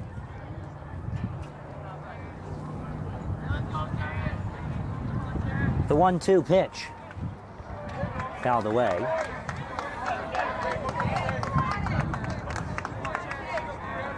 And Jacob, who do you, excuse me, not Jacob, Jordan, who do you think is going to win the American division of baseball this year? Do you mean the American top division? Do you mean the American division in high school or the American League in the MLB? American division in high school. I have to go with Seton Hall or Milburn. I think the winner of that one's really going to determine the standings quite closely. The 2 times those 2 teams play each other in regular season competition is a big decider because both those teams are well ahead of their very strong division already. Well, I would say Seton Hall. They just have such a dominant sports program, and they are a private school, and they're really big. Milburn, though, public school.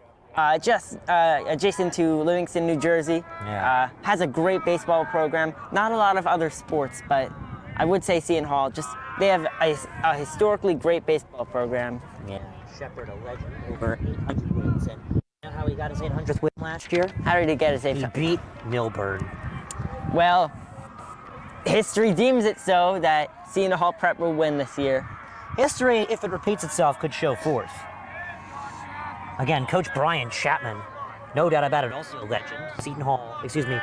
Milburn has won quite the number of sectional championships in recent history, thanks to his brilliant coaching. The Cranford native comes out to Milburn to give that Cranford style of baseball to Milburn. He does quite the job, because Cranford baseball were state champions in the COVID year, the COVID-canceled season, an unofficial Last Dance tournament. You can catch out a documentary about that on YouTube, in which D1 Media Pro was mentioned quite often in it. You can hear the voice of the great Kevin Connolly, who's now getting some ESPN time, our colleague. Oh, interesting. Yes. No, we've worked with Kevin Connolly a lot this season. Very professional man, very successful broadcaster. We're happy to work with. Runner from first goes as this pitch is cranked deep and foul. Far side, down to left field. We'll have to do a full count once again. 5:27 p.m. Eastern time, a little over halfway through this one. I'd say roughly on the slower side is what you can call the pace of this baseball game. Started out fast, but with a lot of offense. Yeah. Now it's gone slow, but with a lot of defense. Whistling baseballs now turning into promising fastballs. Full count, 2 away. I like that analogy right there. Thank you. Gurwitz winds and deals with a runner on first base. He gets Gargiulo to go down on strikes. We do 4, we go to 5. Score 1-1. Right up the middle, barreling towards the goal line. Baldwin is in for a Vance touchdown. Right down the middle, man. This guy, and he keep going, and he the ball's loose. And they hop back on it, and that's a touchdown. Short punt, bounds at the 35, fielded at the 40 by Quick, out to the corner. He's got blockers and a lot of green grass in front of him. Cuts back, he's in for a touchdown. Swing pass in the flat. Touchdown. Good job, block.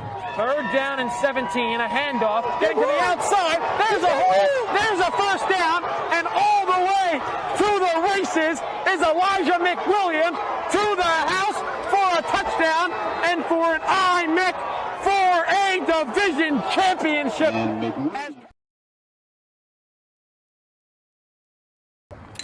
Welcome back to the top half of the 5th inning. Both teams, a tough opening day loss. Both teams amend that with 2 straight wins to put them above 500 for the first time this season. One team cannot hold on to, as they will have to be 500 on the marker. A winner will be decided today. There is lights here. This cannot be a tie ball game.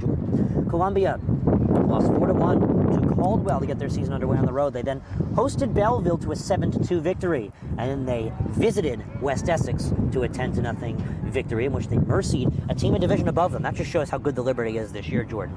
Coming up for them, they have Glen Ridge on the 11th, Cedar Grove on the 13th. On the 15th, they have Union. Then on the 16th, right after a very tough game against Union, they're taking on Milburn. Then they're back in Union County 4 days after they play Union, as they're going to be at Summit. Then they're taking on a strong team in Caldwell, Belleville, North Academy, West Orange, Livingston, Verona, Seton Hall Prep, Scotch Plains, Fanwood, etc.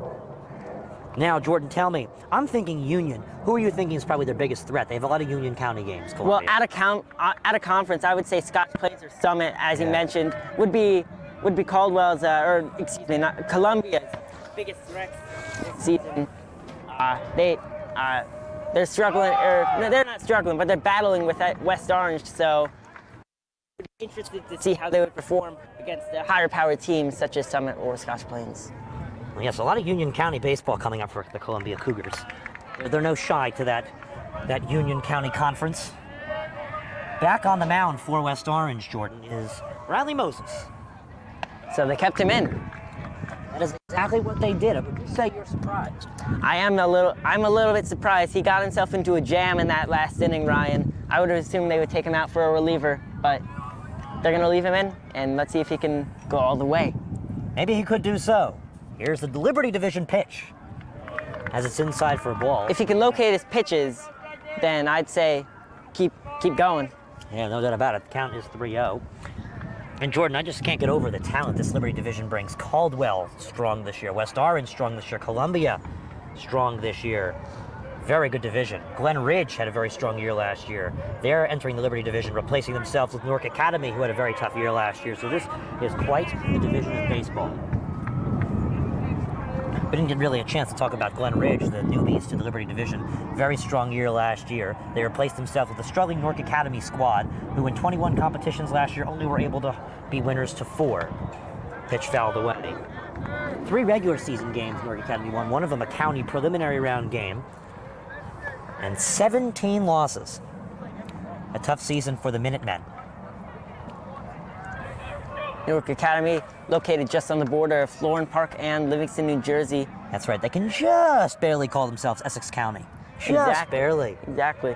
But they have a great facility and have had great programs in the past, but... This is a ball that just scrapes past Curtis Battle for a single. The 8th hitter, Nico Reyes, gets us started. Nice piece of contact, Jordan. Absolutely. And Curtis Battle wanted to make that play. He dove for it, but just sneaks past his glove. Nico Reyes is on first base. And Jordan, looks like they're going to have a conversation at the mound. West Orange is without their head coach. So Blumkin not ready to take out Riley Moses yet. Again, we look far side to an empty bullpen, which is quite interesting. But it's likely we will be seeing some middle relievers or some closers enter this ball game within the next couple half innings, Jordan, if we don't see so this half inning itself. I don't know if they are discussing whether he will be taken out because Blumkin's not out there. I think they would be discussing signs and plays, but my question is why the infielders are in there, Ryan. As a former baseball player, what do you think they're talking about in that huddle? Where they're going to go get some coffee this evening. Well, I mean, it'd be quite late for coffee, so maybe tea? You know, I'm kind of thinking to maybe head out. I'm trying to think of the name of the place, but there's this delicious all-you-can-eat sushi place this evening in Morris County. Maybe they were chatting about that. I don't know. Who knows? Maybe how much homework they have? The sky's the limit. Reyes off first base. Time called. Not sure why time was asked for by the third base coach for Columbia. Oh, looks like there was a baseball hiding at the backstop that could possibly confuse a pass ball, which is always possible on bouncy, skippy turf like this. They're going to check the runner out first. He's in safe. Nice one-hop save there by Cassels, and possibly letting an error put another runner in scoring position for the Cougars.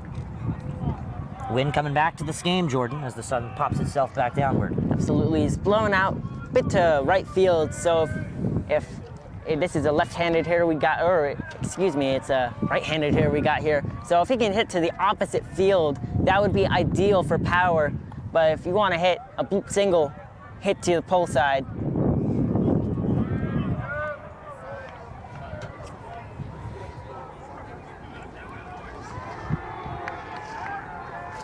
Maitland goes, and he will retrieve right back. They're going to check him at first. He's safe in time. He was playing well off the bag, Ryan. He had to sprint back there. So Hurley is up. My apologies for the confusion.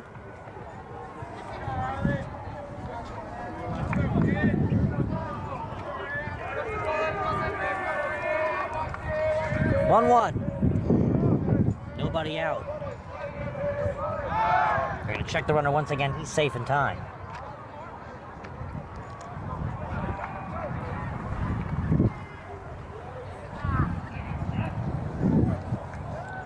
Nobody out. Essex County baseball. Maitland goes. They'll drop the bunt, the first successful bunt of the game. The throw to first. Oh, what a stretch. They're going to say it was caught. The bunt did its job. It moved Maitland from corner to corner. But Cassell's... Did the runner take him out? It seems that way. I think the throw was a little wild, and Cassell's had to make the play. But while doing so, he had to be trucked by a bolting Charlie Hurley leading off. And he's not a small guy. That's a toughie. And falling on this turf must not be pretty, Ryan. No, you don't want to do that.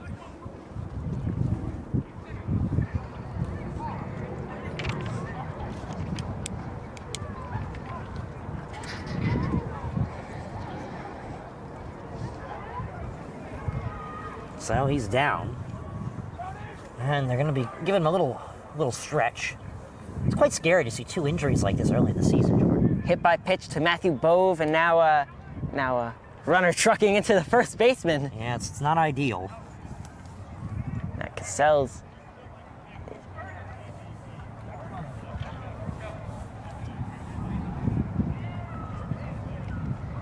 So the West Orange infielders will meet at the mound now, discussing their play while the athletic trainers tend to Mikey Cassell's at first base. Well, while we have the time, reach out to Michael C. Rusinella of NJ Orthopedics for any injury issues. NJ Orthopedics, the official sponsor of Spring Sports on the D1 Media Pro page on the NFHS Network. As I said, Jordan, Spring Sports, we're a week into it for baseball, a little over a week into it for lacrosse. And we're also a little more than a week into it for track. Getting a little chilly here in West Orange. Getting a little dark too. Let's see. Maybe soon they'll turn on these lights that they got here. Yes. This is really a great facility. I mean, just phenomenal. I mean, you have a nice fence in front of a nice school overlooking a beautiful. You can get home runs. Yeah, it gets us 2 home runs, which is pretty impressive. And 2, I guess you can call them, actually, not I guess, I know you can call them ground rule doubles. I mean, if I want to guess, I'd be quite correct, as Blumkin will now trot on over and take a look and make sure his first baseman, Mikey Cassell's, is doing all right. So we have a new shortstop in the game for West Orange due to Bove's injury, and we might have to see a new first baseman due to injury as well. So we're going to take a commercial break. Stay tuned. And Orthopedics presents the Liberty Baseball. Do you want me to prepare? No. All right, team, listen up. You all have been missing way too many plays. And it's time to make some changes. Effective immediately. You'll all be joining my team, the NFHS Network. If it happens in high school, we got it covered. We've got your favorite high school sports wherever you want them, whenever you want them. Streaming live or on demand. Plus, with a few well-executed moves here, here, and here, you can find and follow your favorite school or team. But what if I... Hey! There is no I in the word team, but there is in the word clip, which is what you can do with our new clip and share tool. Watch the game, clip the moment, share it with all of your fans. It's simple, people. When you're teamed up with the NFHS Network, there's no excuse to miss another play. Now you get out there and you watch some sports. Your high school, your team, your game, streaming live only on the NFHS Network. Who's gonna slap that hand? Welcome back to Essex County, New Jersey's West Orange High School, as West Orange slowly whittling down their roster due to injuries. This is the second injury we've seen today. The first one to the shortstop of Bove. It's just something about that infield, as now it's the first baseman, Mikey Cassels. Now, the Mountaineers have taken 2 big hits to their infield. First, Matthew Bove, as you said, and now Mikey Cassels. Mikey Cassels is expected to be a workhorse this season. He's already taken 11 at-bats on the season as a junior, and he was expected to get a lot more big at-bats. So that's 2 star players in your infield. You do not want to go down. Let's see if their replacements can step up and lead this team. So the umpire is sharing words with the West Orange defensive side, and if I were to guess, Jordan, last time I think they were talking about what they were getting coffee for this evening. I think now they're talking about which steakhouse they'll be hitting at the end of the season. When they win the New Jersey State Group Champion, not the State Group Championship. The State Group Championship. The state.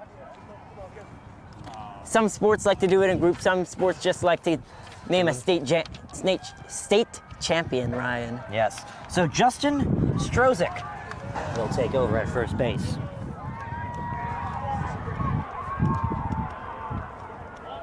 So a new first baseman for West Orange in a prolonged continuation of a one-out top half of the 5th inning. Possibly one of the longest innings we've seen so far, half innings we've seen so far in this young season. As it sees Luke Nomura, the home run hitter, who then almost did it twice. He tried to do it twice, but he just couldn't do so. And well, why don't you give him that free pass, Jordan? They gifted him first base. They want to possibly keep that double play wide open. West Orange. And Columbia loves that. Yeah, Columbia likes it because that brings up Duback, who's another hot hitter with a double. So it's quite hard for West Orange to escape this inning. Strategically, I guess you can say, without actually trying to test him. So it's an intentional walk for Nomura in the books. And that brings up another red-hot hitter. Ground rule double Brandon Duback. And it looks like West Orange's catcher, Chance Gargiulo, will be displaying some signs to his fielders as the sun sneaks right back on into West Orange. One away, and the double play on. This could change the read of the baseball game. Moses steals, cut on and missed. Runner goes to second. The throw is faked and cut off by Moses.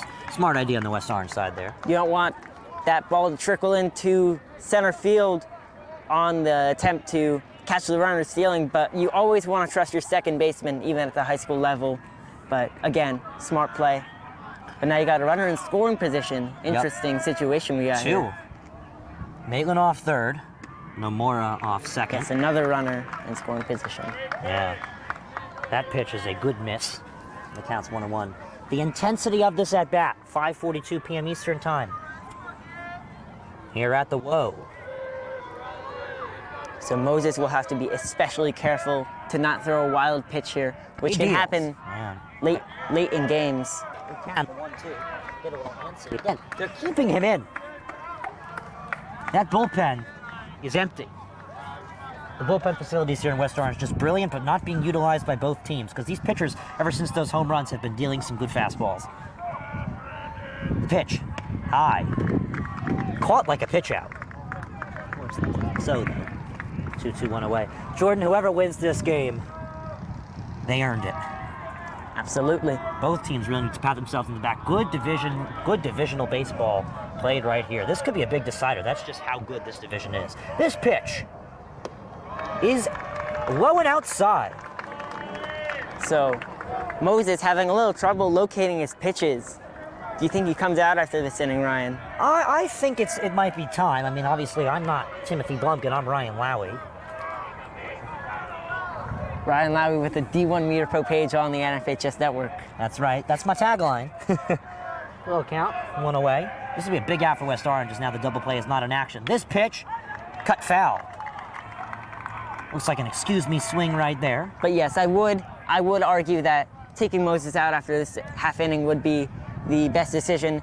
He really likes to pound the strike zone, but he's had a bit of trouble locating his pitches on this at bat. So yeah, full count, one away.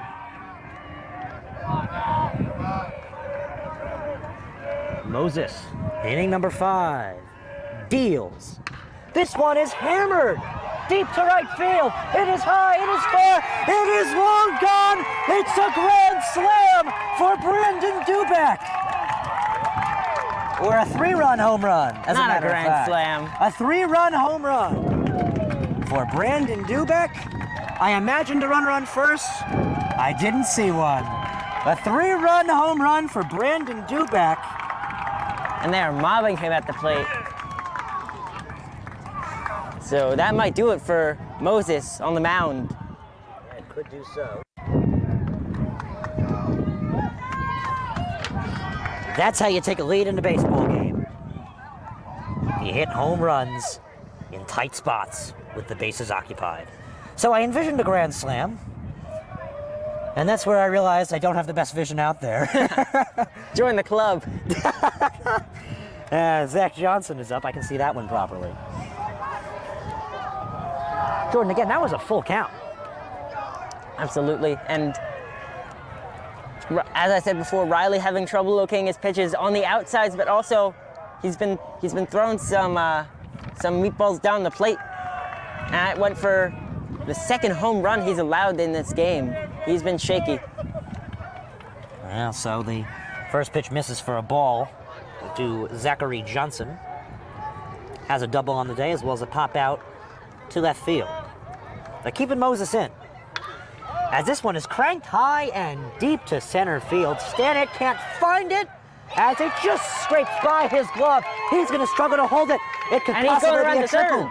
You think he'll get there as he will slide in safe. Zachary Johnson, a double and a triple. He's 2 away from the cycle. And Columbia's fans all riled up now. Yeah, that's contact, Jordan, at its finest. And again, that's another one of those hits where the wind could have carried that one out, as we are not going to see Blumkin out there. It's going to be one of Blumkin's assistant mates, and the bullpen is now active for the hosts here in West Orange. Seems that the pitching coach is buying time for those relievers to get warmed up, Ryan, because they weren't warming up before.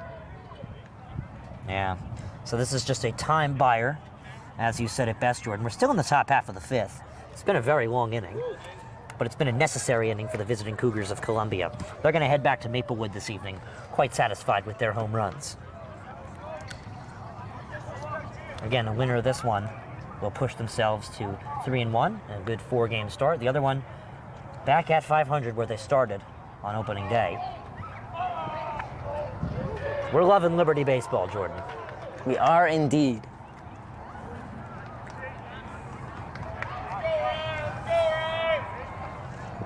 So here's Hayden Pierre. It's a triple for Zachary Johnson. He's going to go on the bunt. A little sacrifice action to try to score the runner. Only will end up being a strike. One.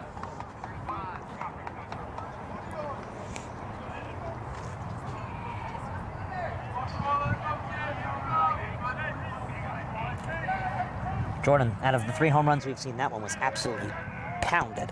Absolutely, and it just got over the glove of the right fielder, the left fielder, Amir Stewart. Check swing, and they might have him in a rundown. A little too aggressive base running there. Ends in a sliding tag from Chance Gargiulo. 2 away, and Johnson off the base pass. And that recorded to his name. So the triple cannot score a run. And the count 0-2 with 2 away.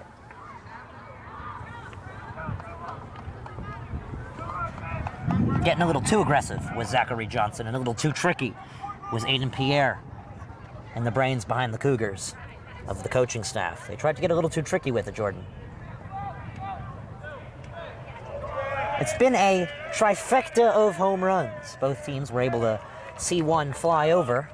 Which you really don't see that often in high school baseball. There's not a lot of power oftentimes in the high school level. Yeah, no doubt about it. Here's a ground ball through the hole near second base for a base hit. And Stanton will have to hit cutoff man.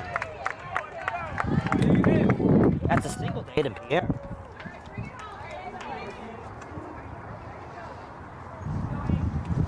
Jordan, a long inning we've seen so far.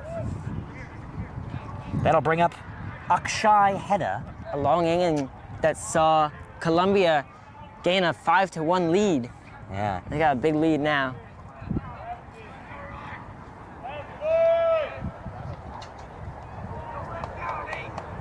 So conversation with the umpire is the Cougars' first base coach.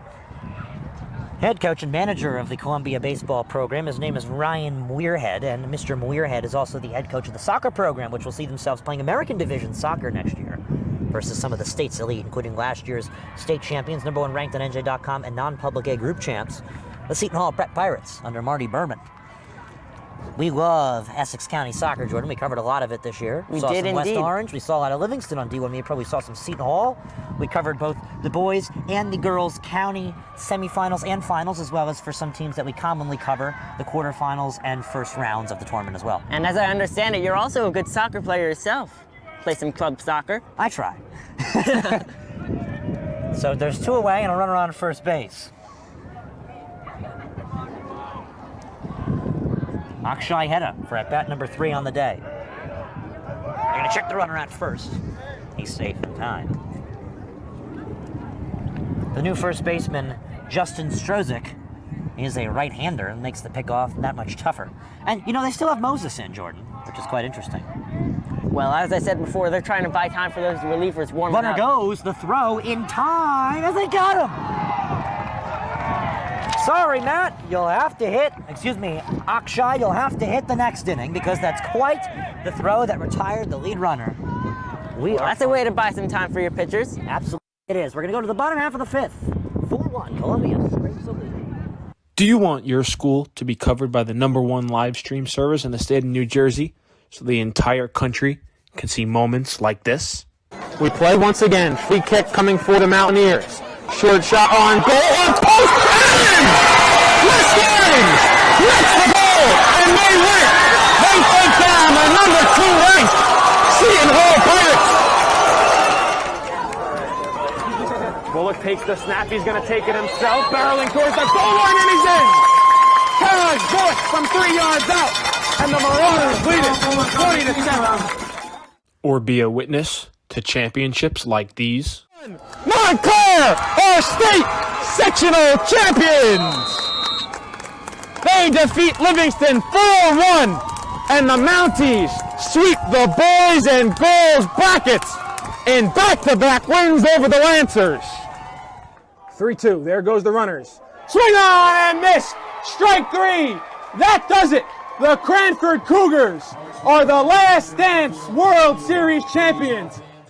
Or have exclusive interviews with players and coaches. Maroon and Silver Star pitcher Teague Mulcahy. I'm here with Cranford star Ryan Jarros. We're with the Bergen Crusaders star of the game, Luis De La Cruz. Here with West Orange head coach Doug Nevins. And all right, now here with star goalkeeper Nikolai Matthews of this West Orange Mountaineer team. Nikolai. Here with Claire Manning after Montclair picks up a 4-1 win over Livingston. I'm here with Molly Brumback, the goalkeeper. Molly, what was today like? Here with West Orange girls varsity coach Sean DeVore. Then join the D1 Media Pro team, New Jersey's #1 live streaming service. Welcome back. A new inning of baseball will come right after this bottom half as Eli Cohen, #2 for West Orange and the 8th hitter, who flew out to first base. His first step out of the ballgame will take on Eli Dustman. Jared Dustman, you mean? Excuse me, Jared Dustman, as this pitch is cut on and missed. Give us a little preview about Jared Dustman. Well, Jared Dustman pitched a bunch last year, pitched 21 innings, and he allows a lot of base runners. He allowed 21 hits last year and 11 walks, but he kept those runs largely off the board, but he did allow 8 earned runs, and he did get 11 strikeouts. So Jared Dustman, he's a serviceable pitcher, I would say. Yes, no doubt about it, a serviceable pitcher. Dustman with the 1-1 count will deal a ball in the dirt. Biggest lead we've seen today by a large margin. It's a 3-run lead for Columbia. In there, what I would call a grand slam, but everybody else would call a 3-run home run. The pitch drops low. If we had a comedic call of the day, I would call that one a comedic call. 3-1. In there for a strike, and the count is full. The 3-2.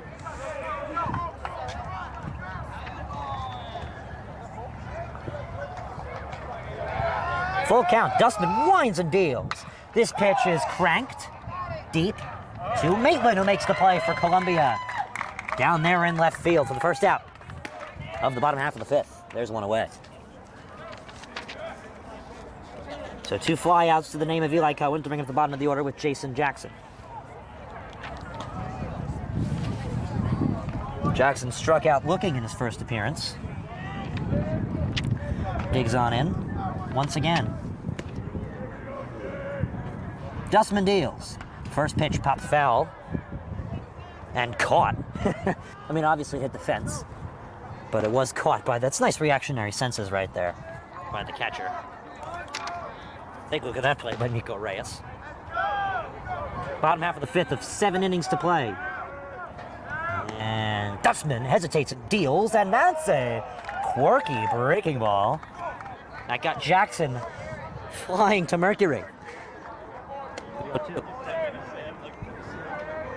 Jordan, it's hard to hit a pitch like that. It was a quirky, somehow no balk type of pitch there. Absolutely, yeah. And it's tough to hit, especially at the high school level. You expect a steady diet of fastballs and maybe some changeups in there, but you really... That's a filthy strike 3. You can't ask for a better 3-pitch defensive at-bat than that, Jordan. Well, it looks like Jared Dustman's a bit of a nasty pitcher we got here. Indeed so. Jackson goes down looking. 2 outs. Brings up the top of the order with Curtis Battle. So Jared Dustman could be your stereotypical reliever who throws a lot of nasty, filthy pitches that whip and weave out of the zone. The pitch. Breaking ball. Drops low to a ball. The 1-0 count. Bottom half of the 5th inning. Top of the order. Dustman deals. That misses for a ball. And Jordan, remember, in high school, especially, 3 runs, not that big of a difference. The 1-0. That is now a 2-0. And the pitch. Popped up. That'll wave foul. And be caught right in front of the fence by Matulala to end the inning. So Jackson goes down on an F3 in foul territory. Wrap up the 5th inning. We're going to go here in West Orange. 4-1, Columbia Cougars. Right up the middle, barreling towards the goal line. Baldwin is in for a Vance touchdown. Right down the middle, man. This guy, and he keep going in. The ball's loose. And they hop back on it. That's a touchdown. Short punt, bounds at the 35. Fielded at the 40 by Quick. Out to the corner. He's got blockers and a lot of green grass in front of him. Cuts back. He's in for a touchdown. Swing pass in the flat. Touchdown. Good job, block. 3rd down and 17. A handoff. Getting to the outside. There's a hole. There's a first down. And all the way to the races is Elijah McWilliams to the house for a touchdown and for an IMIC for a division championship.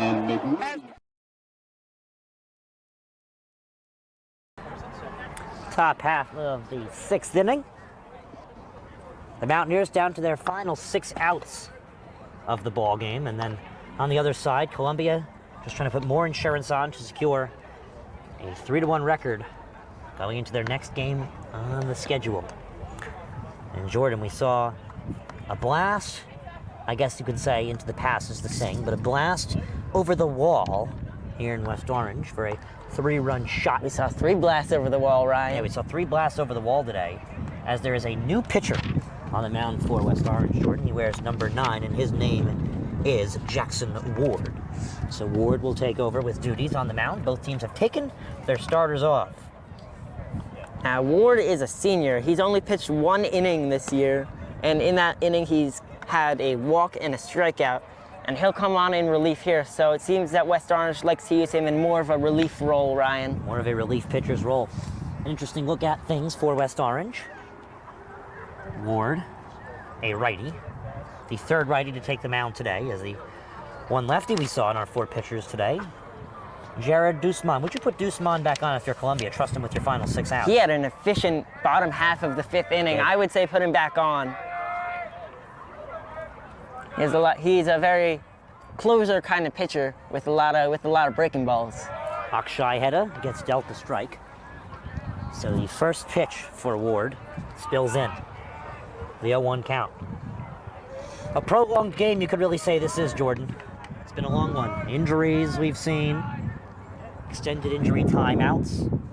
As this pitch is hammered deep. This one's going to carry over Battle's head, and over the wall, it's gone. It's a home run for Akshay Heda. He's 2 for 2 on the day with a walk. The 4th home run of the game over its head, Ryan. That is something else. You don't see that all the time in high school, rarely. Jordan, that one sat sky high like a blimp. I like that analogy, Ryan. And it just soared and gone with the wind. Matt Motowala is up. 0 for 2 today. Where's number 22 for Columbia? Jordan, once you're red hot in baseball, don't stop pouring it on. Here's the pitch. In there for a strike, and the count's 0-1. Once again, we're in the top half of the 6th. Ryan Lowry, Jordan Cooper, on camera Jalen Kelly on the D1 Media Pro page on the NFHS Network. And the pitch. Kicking ball fouled away. And the count is now 0-2. So the 0-2 count here in West Orange.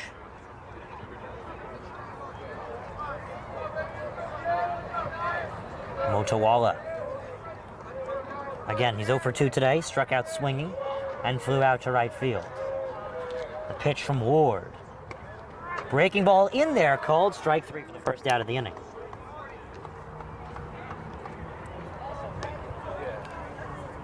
Second strikeout of the game dealt to Matt Motowala. 1 away. Jordan, now we see up. Nico Reyes walked and singled on the scoreline. So we see a change in baseballs.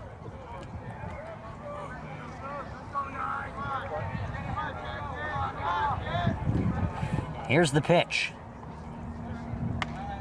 In there for a strike. And Jordan, almost at this point, with the spewing fastballs on it and the hot bats of Columbia, would you say just start swinging at those first pitch strikes and not take too long? Oh, absolutely. They just want to keep pouring it on, but also I'd assume they would want to get home, so maybe they want to speed up this game a little too. Well, yeah, but it's not always the end goal you're looking for, but in a sense, yes, so. In a sense, yes. But these pitchers, it's April and it's cold and it's hard to get a grip on these balls. So if you see a pitch you like, swing for the fences. Absolutely. The 1-2 with 1 away.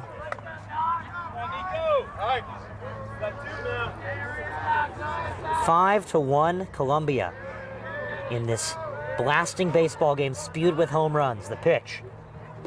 Scooped in the dirt. 2. Each inning has had its own different type of character, Jordan. The first inning, and a home run apiece. And those next couple innings, a pitcher's battle with doubles thrown in there. So the extra base hits have been a common feat. Check swing. Blocked for ball 3. Counted.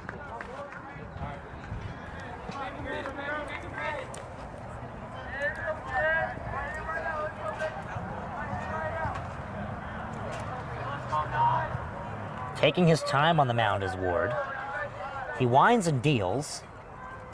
A walk. Motowala gets on base to bring up Nico Reyes.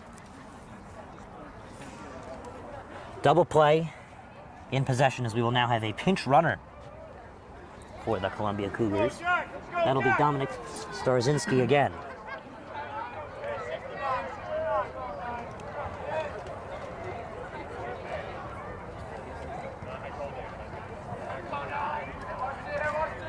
And the pitch. High, almost as if it was a... Now tell me what you think there, Jordan. Could have possibly been a pitch out, or you think his arm's getting a little tired? I think his arm's getting... I don't know if his arm's getting tired, but he's throwing a home run and a walk, so he's not looking his best. He's not looking his best. He's also not looking comfortable. He's almost shivering here in the good weather, which is interesting. Well, it is a little cold, and... They're going to check the runner at first. It's going to be overthrown, and it's going to be space for Motowala. Pinch runner, Starzinski, to advance second base. It is April, and the cold can affect the pitchers here. The cold can affect the pitchers. The weather's going to get nicer as we continue with the spring.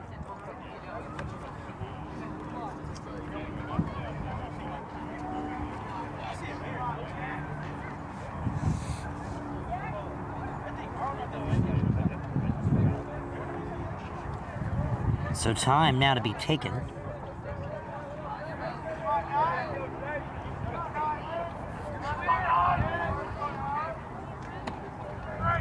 Pitch in there for a strike. And it's a 2-1 count. So we have Jack Maitland up now.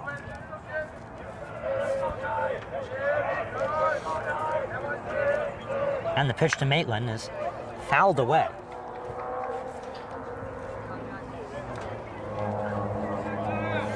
Another long inning we're seeing here, Jordan.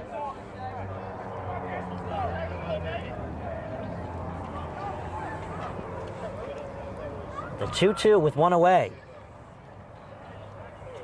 And the pitch. Just got a piece of it fouled away. Coming up the bottom half of the 6th inning here in West Orange, and you can really tell the spirits of West Orange have slowed down. Absolutely. They had that first home run, they had that second home run, excuse me, in the bottom half of the 1st inning, but after that, it's been an offensive slog. The pitching has deteriorated.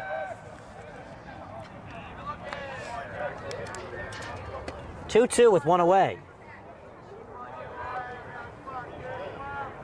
The pitch. That just misses. Maitland gets a step of coffee on that one. The count is full. Zach Maitland, a phenomenal baseball player, a senior. So the runner will be in motion. Yeah. Maitland, one of the many Cougars who looks to possibly play at the next level. Full count pitch. This is going to be lined and dropped right in front of the right fielder, Amir Stewart, to put runners on the corners. It's a single for Jack Maitland, excuse me.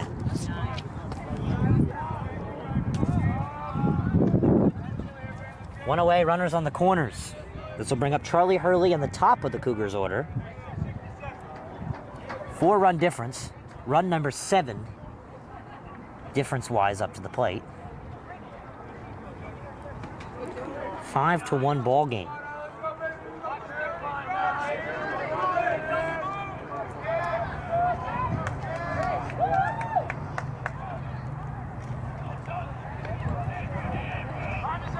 Time is called, and wow, Jordan, we're really seeing a long inning here. Columbia wants to make this as excruciating as possible for the West Orange pitching. Yeah, really tearing them down. Time on the mound for Ward. Ward takes a breather.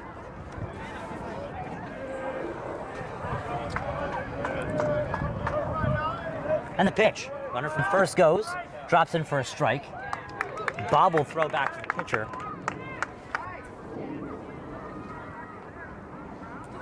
Now there's 2 runners in scoring position with 1 away. And once again, keeping an eye on that Seton Hall Prep Millburn game, where it's been a very low-scoring affair.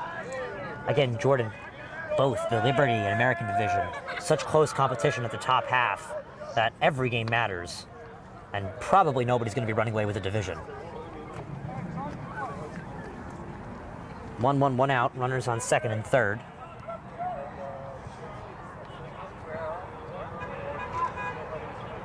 And the pitch. Breaking ball cut on in there for a strike, and the count's 1-2.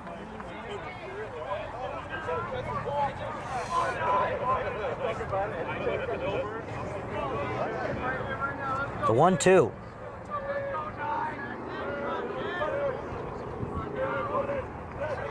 Ward winds. Ward deals. Dropped the dirt and blocks. Yeah. Now Ward's playing a dangerous game with all these breaking balls and balls in the dirt, because if you throw a wild pitch, the runner comes home from third. That's another addition to a high-scoring game. Right. Yeah. So the 2-2 with one away. Inning. And the pitch from Ward. Blocked for a ball and the count is full. So we're working our way up there. In the count, full. Here this Friday evening. Once a quick ball game we saw this one as, Jordan, to start itself off. Slowed down quite severely. Here's the pitch. Fouled away once again. A lot of baseballs will need to be chased today.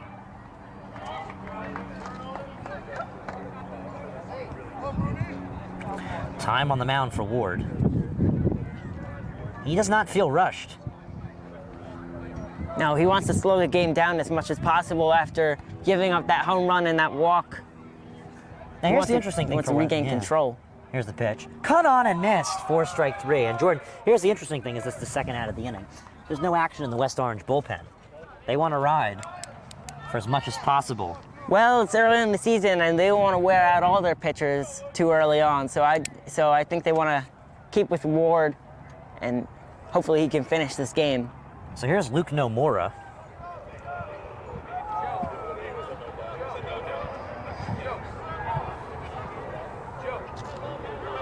As winding and dealing is Ward. That pitch just misses. A close one cannot do so. Runners once again. Jordan, they're on second and third. They're sneaking in.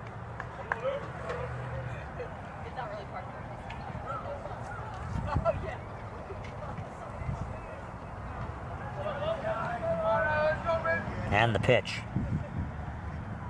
Breaking ball in there for a strike.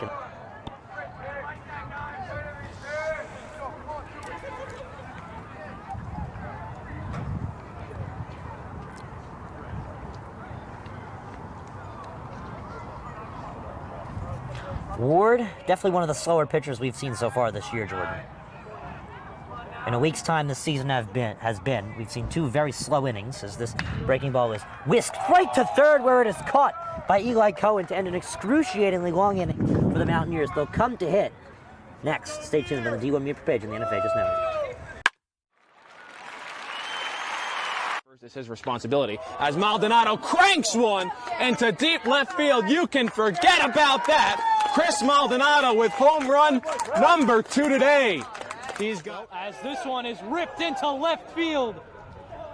A bat flip and a homer for Tyler. Pitch is hit in the air, left field, going over Fiore. He's back at the track, at the wall. It's gone. A leadoff home run for St. Joseph's Regional. Ellis Garcia gets things started for the Green Knights. Here the payoff pitch is hit in the air, deep right center field. That ball is high, it is far, and it is gone!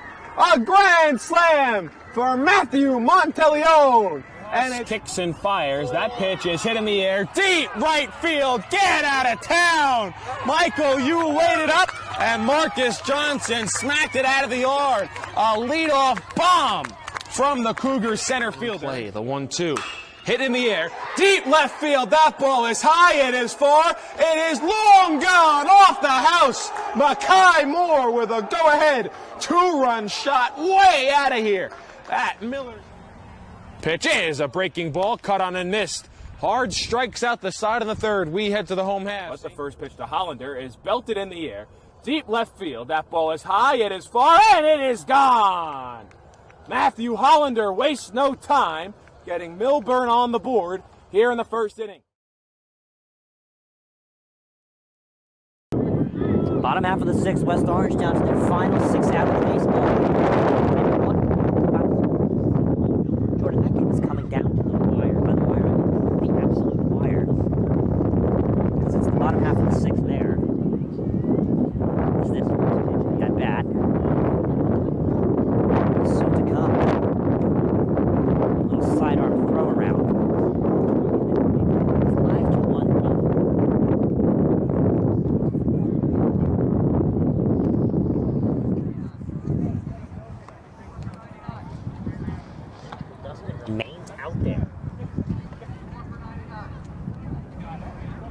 Jared Dusman, I had hoped they would keep him out there because he had a very efficient fifth inning, and he's got some closer stuff.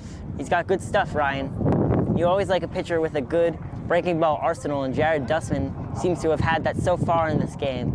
Let's see if that continues. Indeed so. So we get this next inning underway with a hard cut and a miss. And the count's 0-1. The 0-1. And the pitch. Cut on and missed once again. The count's 0-2. He's dealing Dustman right now, Jordan.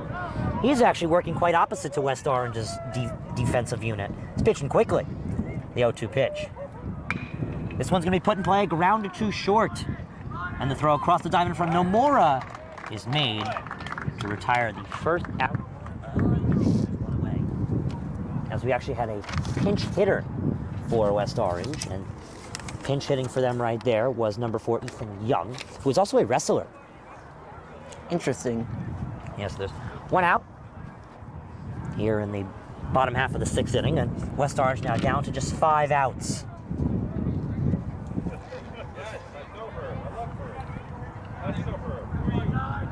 Dustman will wind. Dustman will deal. This pitch is fouled up and away. Once again, on to the West Orange football field as the count is 0-1. What a year that football team had. The year prior, a COVID-shortened year, they were able to win the only trophy possible, a divisional championship. This year, they made it to the sectional semifinals where they lost to their rivals with an East Orange and posted once again a winning record. We were there on call for all of the games, Jordan, and we see a lot of those football players on the baseball field. Absolutely, and the football team had some superstars last year. You had Power Man Ja'Kai Williams, as you call him. Yes, Power Man. You had Xander Zipsies, as you called him. Yes. We're seeing a fair share of pinch hitters for West Orange. Here is another one is pinch hitting. Jackson Ward, as he's, I guess you can say not really pinch hitting because he is the pitcher, hitting in the pitcher spot. As there's a cut and a miss, and the count's 1-2. Ward, as he said, he's very slow to throw. He is. And he's been shaky in this one. He's only pitched 1 inning before this game this season, and he was shaky in that one too, as a senior. The count is 2-2 to him. You like Dustman's consistency. West Orange down to their final 5 outs of the ball game.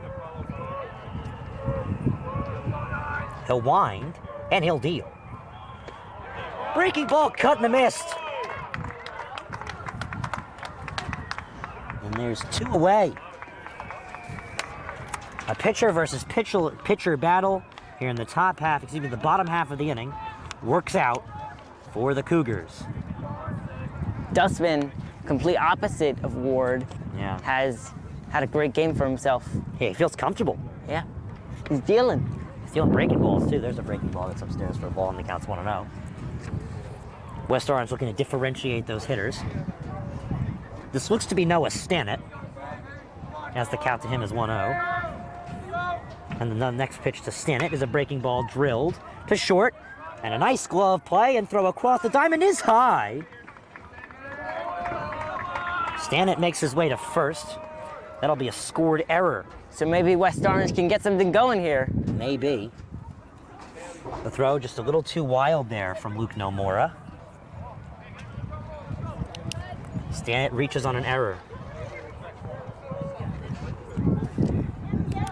Riley Moses is now scheduled to step up to the plate, and we will not see a pinch hitter here or a new hitter from the starter either in the pitch.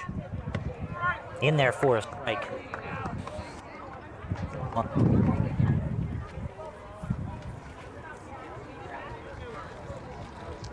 Decent lead here for Stannett. The 0-1 pitch. Whoa, a breaking ball, cut and a miss. That's what I call the definition of filthy.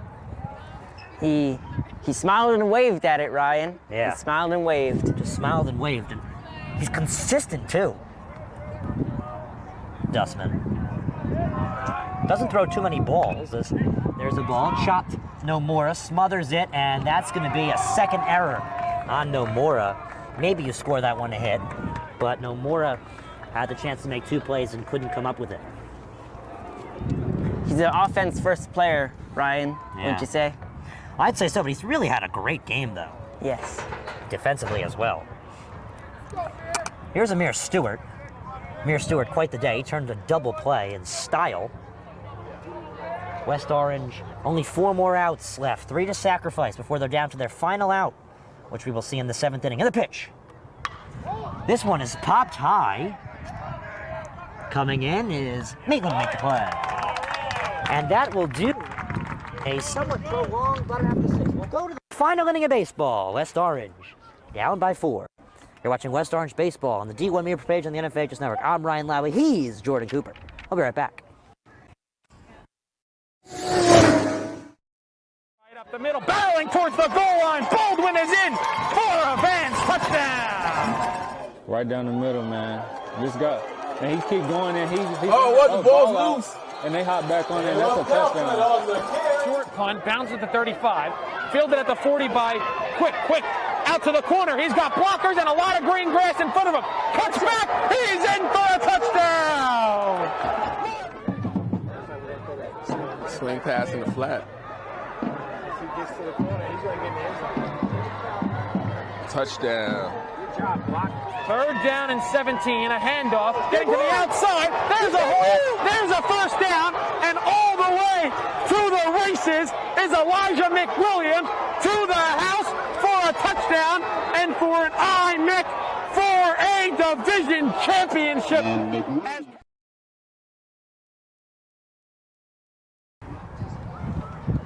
The final inning of baseball to be played here in West Orange. Columbia has skewered away with what was a very close ball game, Jordan. And as we get to that 7th inning, who would you say is your player of the ball game? Well, my player of the ball game has to be, this is a tough one.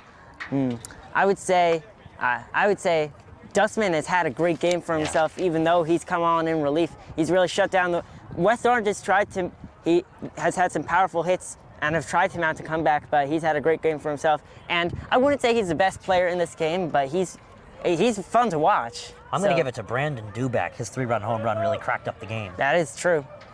Gave them a 4-1 lead that stretched to a 5-1. I will agree that Dustman has not been the best in this game, but he's been the most fun to watch, in my opinion, which I guess is a good qualification.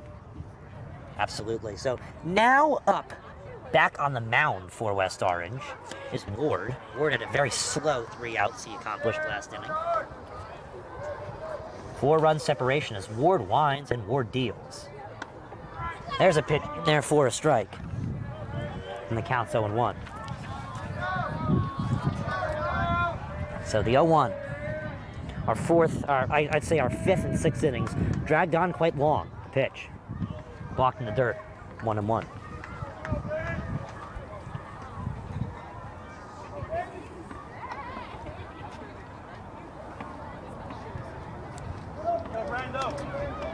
So the count is 1-1.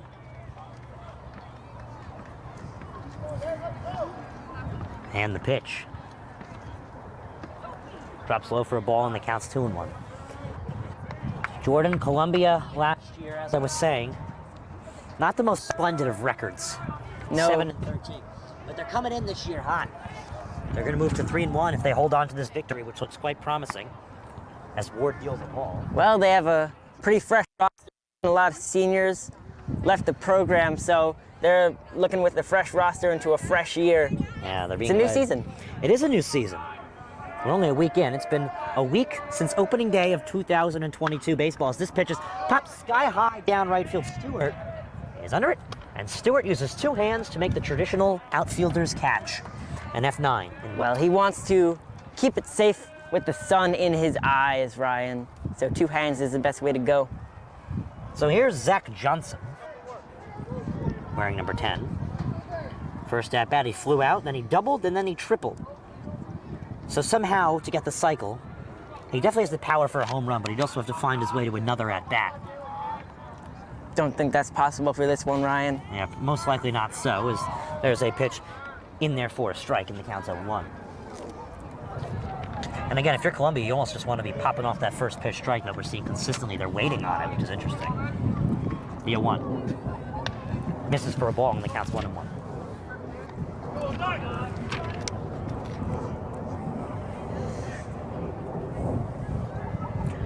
So the 1-1 count. Pitch. That just misses the ball. A good framing. But it doesn't work out. Close but no cigar. The 2-1. And the pitch.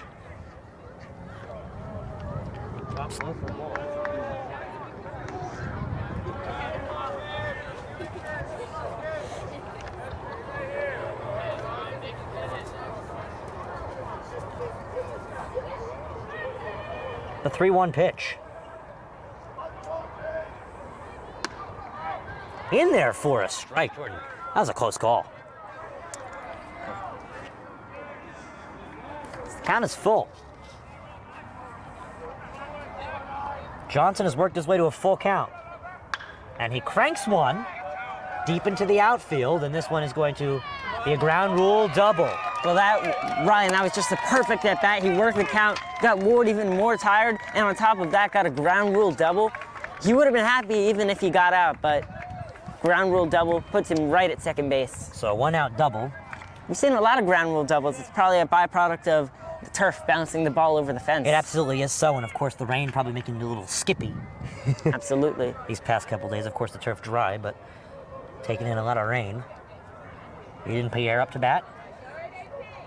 1 for 3. A third of his at-bats today have been a success. Runner on second base. That's Zach Johnson in the pitch. Breaking ball misses for a ball.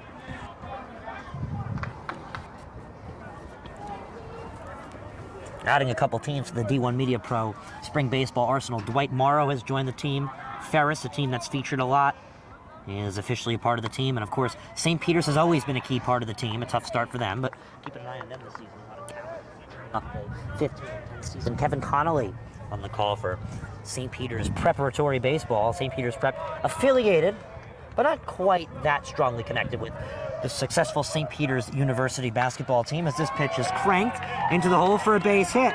Rounding third and getting the ghost sign after hesitating. And the run will come in as the throw home is overthrown. It's a double for Pierre. An RBI double. Scores another run. Well, Columbia just dominating today, Ryan. Well, yeah, I mean, it didn't start off like that, but it seems to just carry on like that. But as you were saying, Ryan, about St. Peter's, we all know how entertaining a March Madness tournament they had going to the Elite Eight. It's really unfortunate when they just got stopped dead in their tracks. Well, they had a good run. They had a good run. First team from New Jersey to be in the Elite Eight, I believe. You could be right on that one. I mean, don't forget about Seton Hall's existence. Quite a successful program. But at least the first 15 seed yeah. to be in the Elite. Oh, absolutely. In the entire nation. Yes. Very impressive run. Obviously, their head coach will now be at his alma mater, where he played from 1996 to 2000, Seton Hall University, where their prep school's baseball team is currently in a duel with Milburn, the top public school according to NJ Athletics in the state of New Jersey. That is at 1-1-7.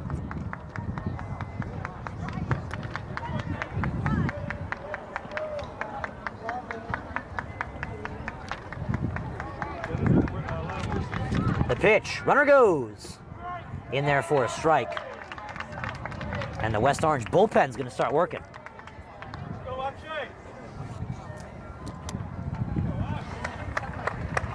Akshay Heda doubled, walked, and hit a home run. The infield wants to come on in. So West Orange sees life somewhere.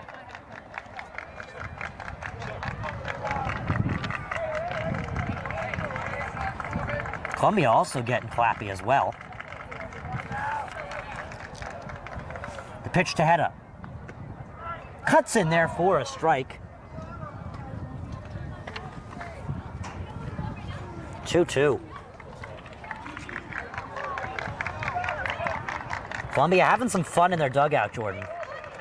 Feeling the energy that we saw today. It's important to get these early season wins and to have a lot of fun so you can build morale, which builds a foundation for the future through the slog of the playoffs. They're going to try and take the runner at home. He's safe, and that kills the second out. A fielder's choice. Ends up being an RBI for Aksha. Pierre will score.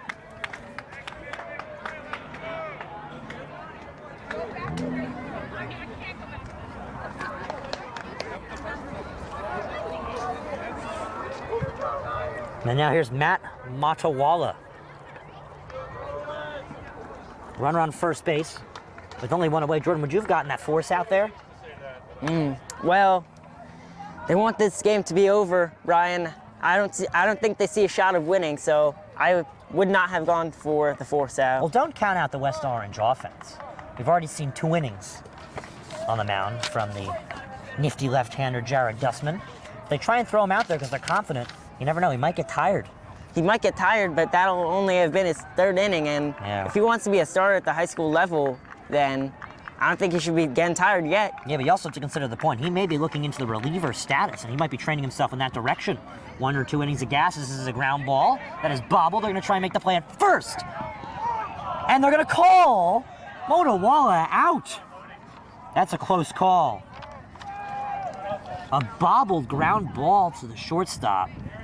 And the throw to first base gets Motowala in time. I think he was safe there, Jordan. It was a very close play. Unfortunately, you don't have replay review, but it seemed to be safe from our vantage point up in the corner, Ryan. I mean, it definitely was somewhat close. You know, I think it's time we institute instant replay into NJSIAA baseball, Jordan. Here's the pitch. High for a ball, and the count's 1-0. I mean, we've got to check deeper into the NHS rulebook system, but if a school can afford to put instant replay into their facilities, I mean, well, if you've got millions of dollars. If you've got money like that, maybe it shouldn't go into instant replay. The 1-0 pitch. Maybe get some books. Get some books. Some textbooks for the students. The 1-1 count. You know, I consider myself a history buff, so I wouldn't mind a couple extra history textbooks in town. Maybe not math textbooks. I don't consider myself a fan of mathematics as this Not pitch. a STEM guy? No, not quite. Ball misses and the count's 2-1. 1-2, they're going to call it, actually, on the scoreboard here in West Orange. Apologies. Go, Nico, you got 2. Defensive swing will now have to come in from Nico Reyes. The pitch. Scooped up. And the count is 2-2.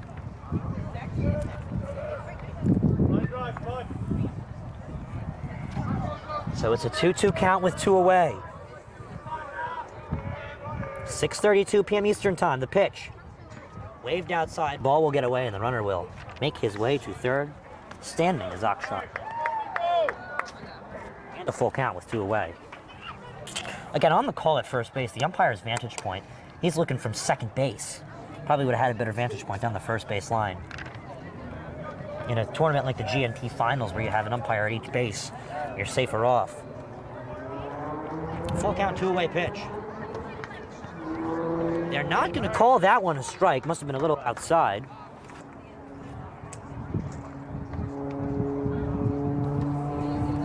That's a walk. Brings up Maitland. And a pinch runner will come here, Ryan. And it's been a consistent pitch running effort today that we have seen from Dominic Starzinski. Signs given now. Maitland steps on up. He's had himself quite the day as the last hitter in the Cougar regional order.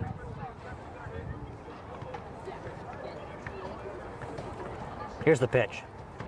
Maitland pops the first one up. It's going to be a long run for the coming on in Noah Stannett catch.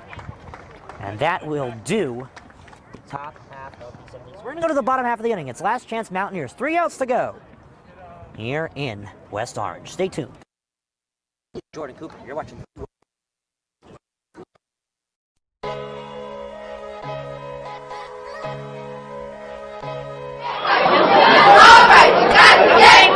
Hey, understood. Rock is took him and decreasing. Horton dribbles into the front court to Khalil Whitney. Go into the basket and the jam.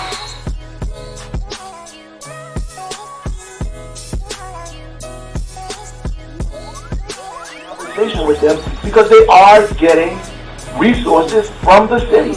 They're arguing with us about the timeliness of those resources.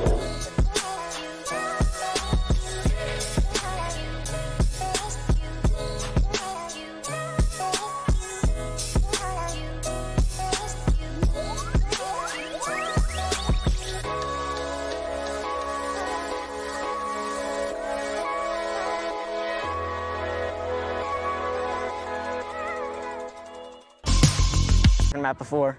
Maybe they could. Base is full. As the ball and the count is 1-0. There's no outs.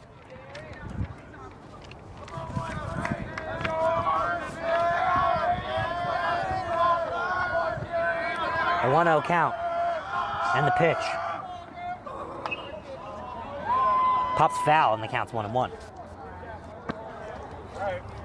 A prolonged baseball game, to say the least, Jordan. Absolutely, Ryan.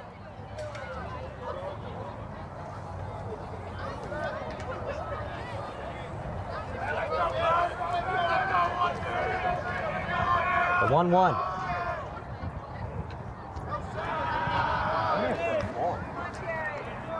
Gusman getting challenged. Bases are loaded, Jordan. So it seems you were right. He is training for that relief role, and he seems to be getting tired, but Columbia remained confident, pitching him for a third inning. This is a pitch that's popped up. This could be the first out of the inning as Maitland camps under it and makes the play in the sun. That hard to see sun. It is worth noting that it is difficult defensively to make plays in this sunlight, so it's possible that that could be skewing Dustman's numbers right here. Yeah, so here's a pinch hitter in Aiden Healy. Coming up after a pinch hitter within Curtis Battle, who was not a pinch hitter. I apologize. And a conversation at the mound.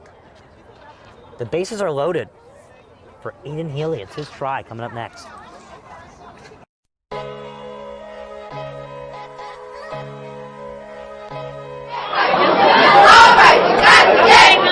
Heads up, Jack. Understood.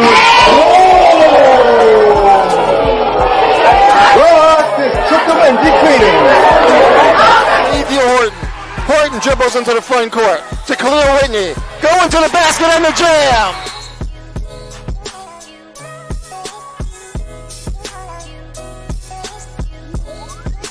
Conversation with them because they are getting resources from the city.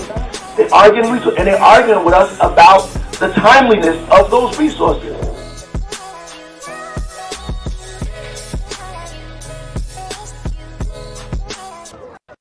Back at it here in West Orange, trying to start a rally in the bottom of the seventh. Apologies for some technical difficulties.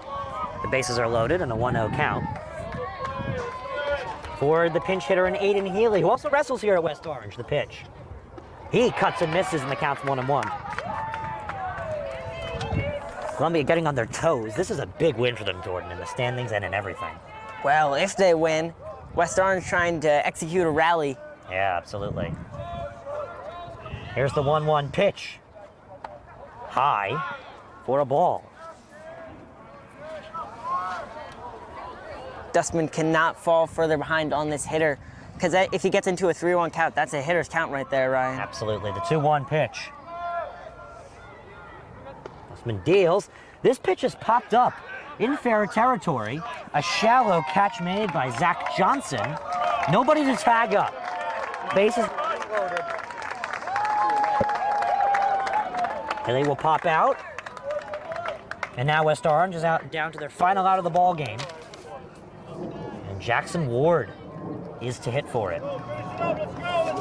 This is a big moment for Jackson Ward. He can put West Orange on the board, put West Orange back on the board with one stroke of the bat. Two outs, bottom of the seventh, which is the final inning in high school baseball. Bove did it all runs-wise for West Orange, as that pitch will be a strike. Bove did it all runs-wise situation with a home run.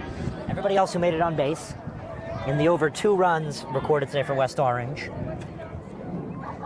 As this pitch is going to be grounded to short, and flipping is Luke Nomura to Charlie Hurley to strand the bases loaded and end this ball game for the Columbia Cougars. Final score, Columbia 7 and West Orange 1. That will do it. A week of baseball in the 2022 season is complete. My name is Ryan Lowey. I was joined with Jordan and Jalen Kelly on camera. Once again, final score 7-1. More West Orange baseball coming up further this year at home here at West Orange High School. But they will fall to 2-2, and the visiting Columbia Cougars will move to 3-1 on the season in the SEC Liberty Division matchup. Thank you for watching, and toodaloo. He's going to take it himself for a championship. A double play wins it for Frazier. Turn it to the end zone. What a catch. McKay, touchdown.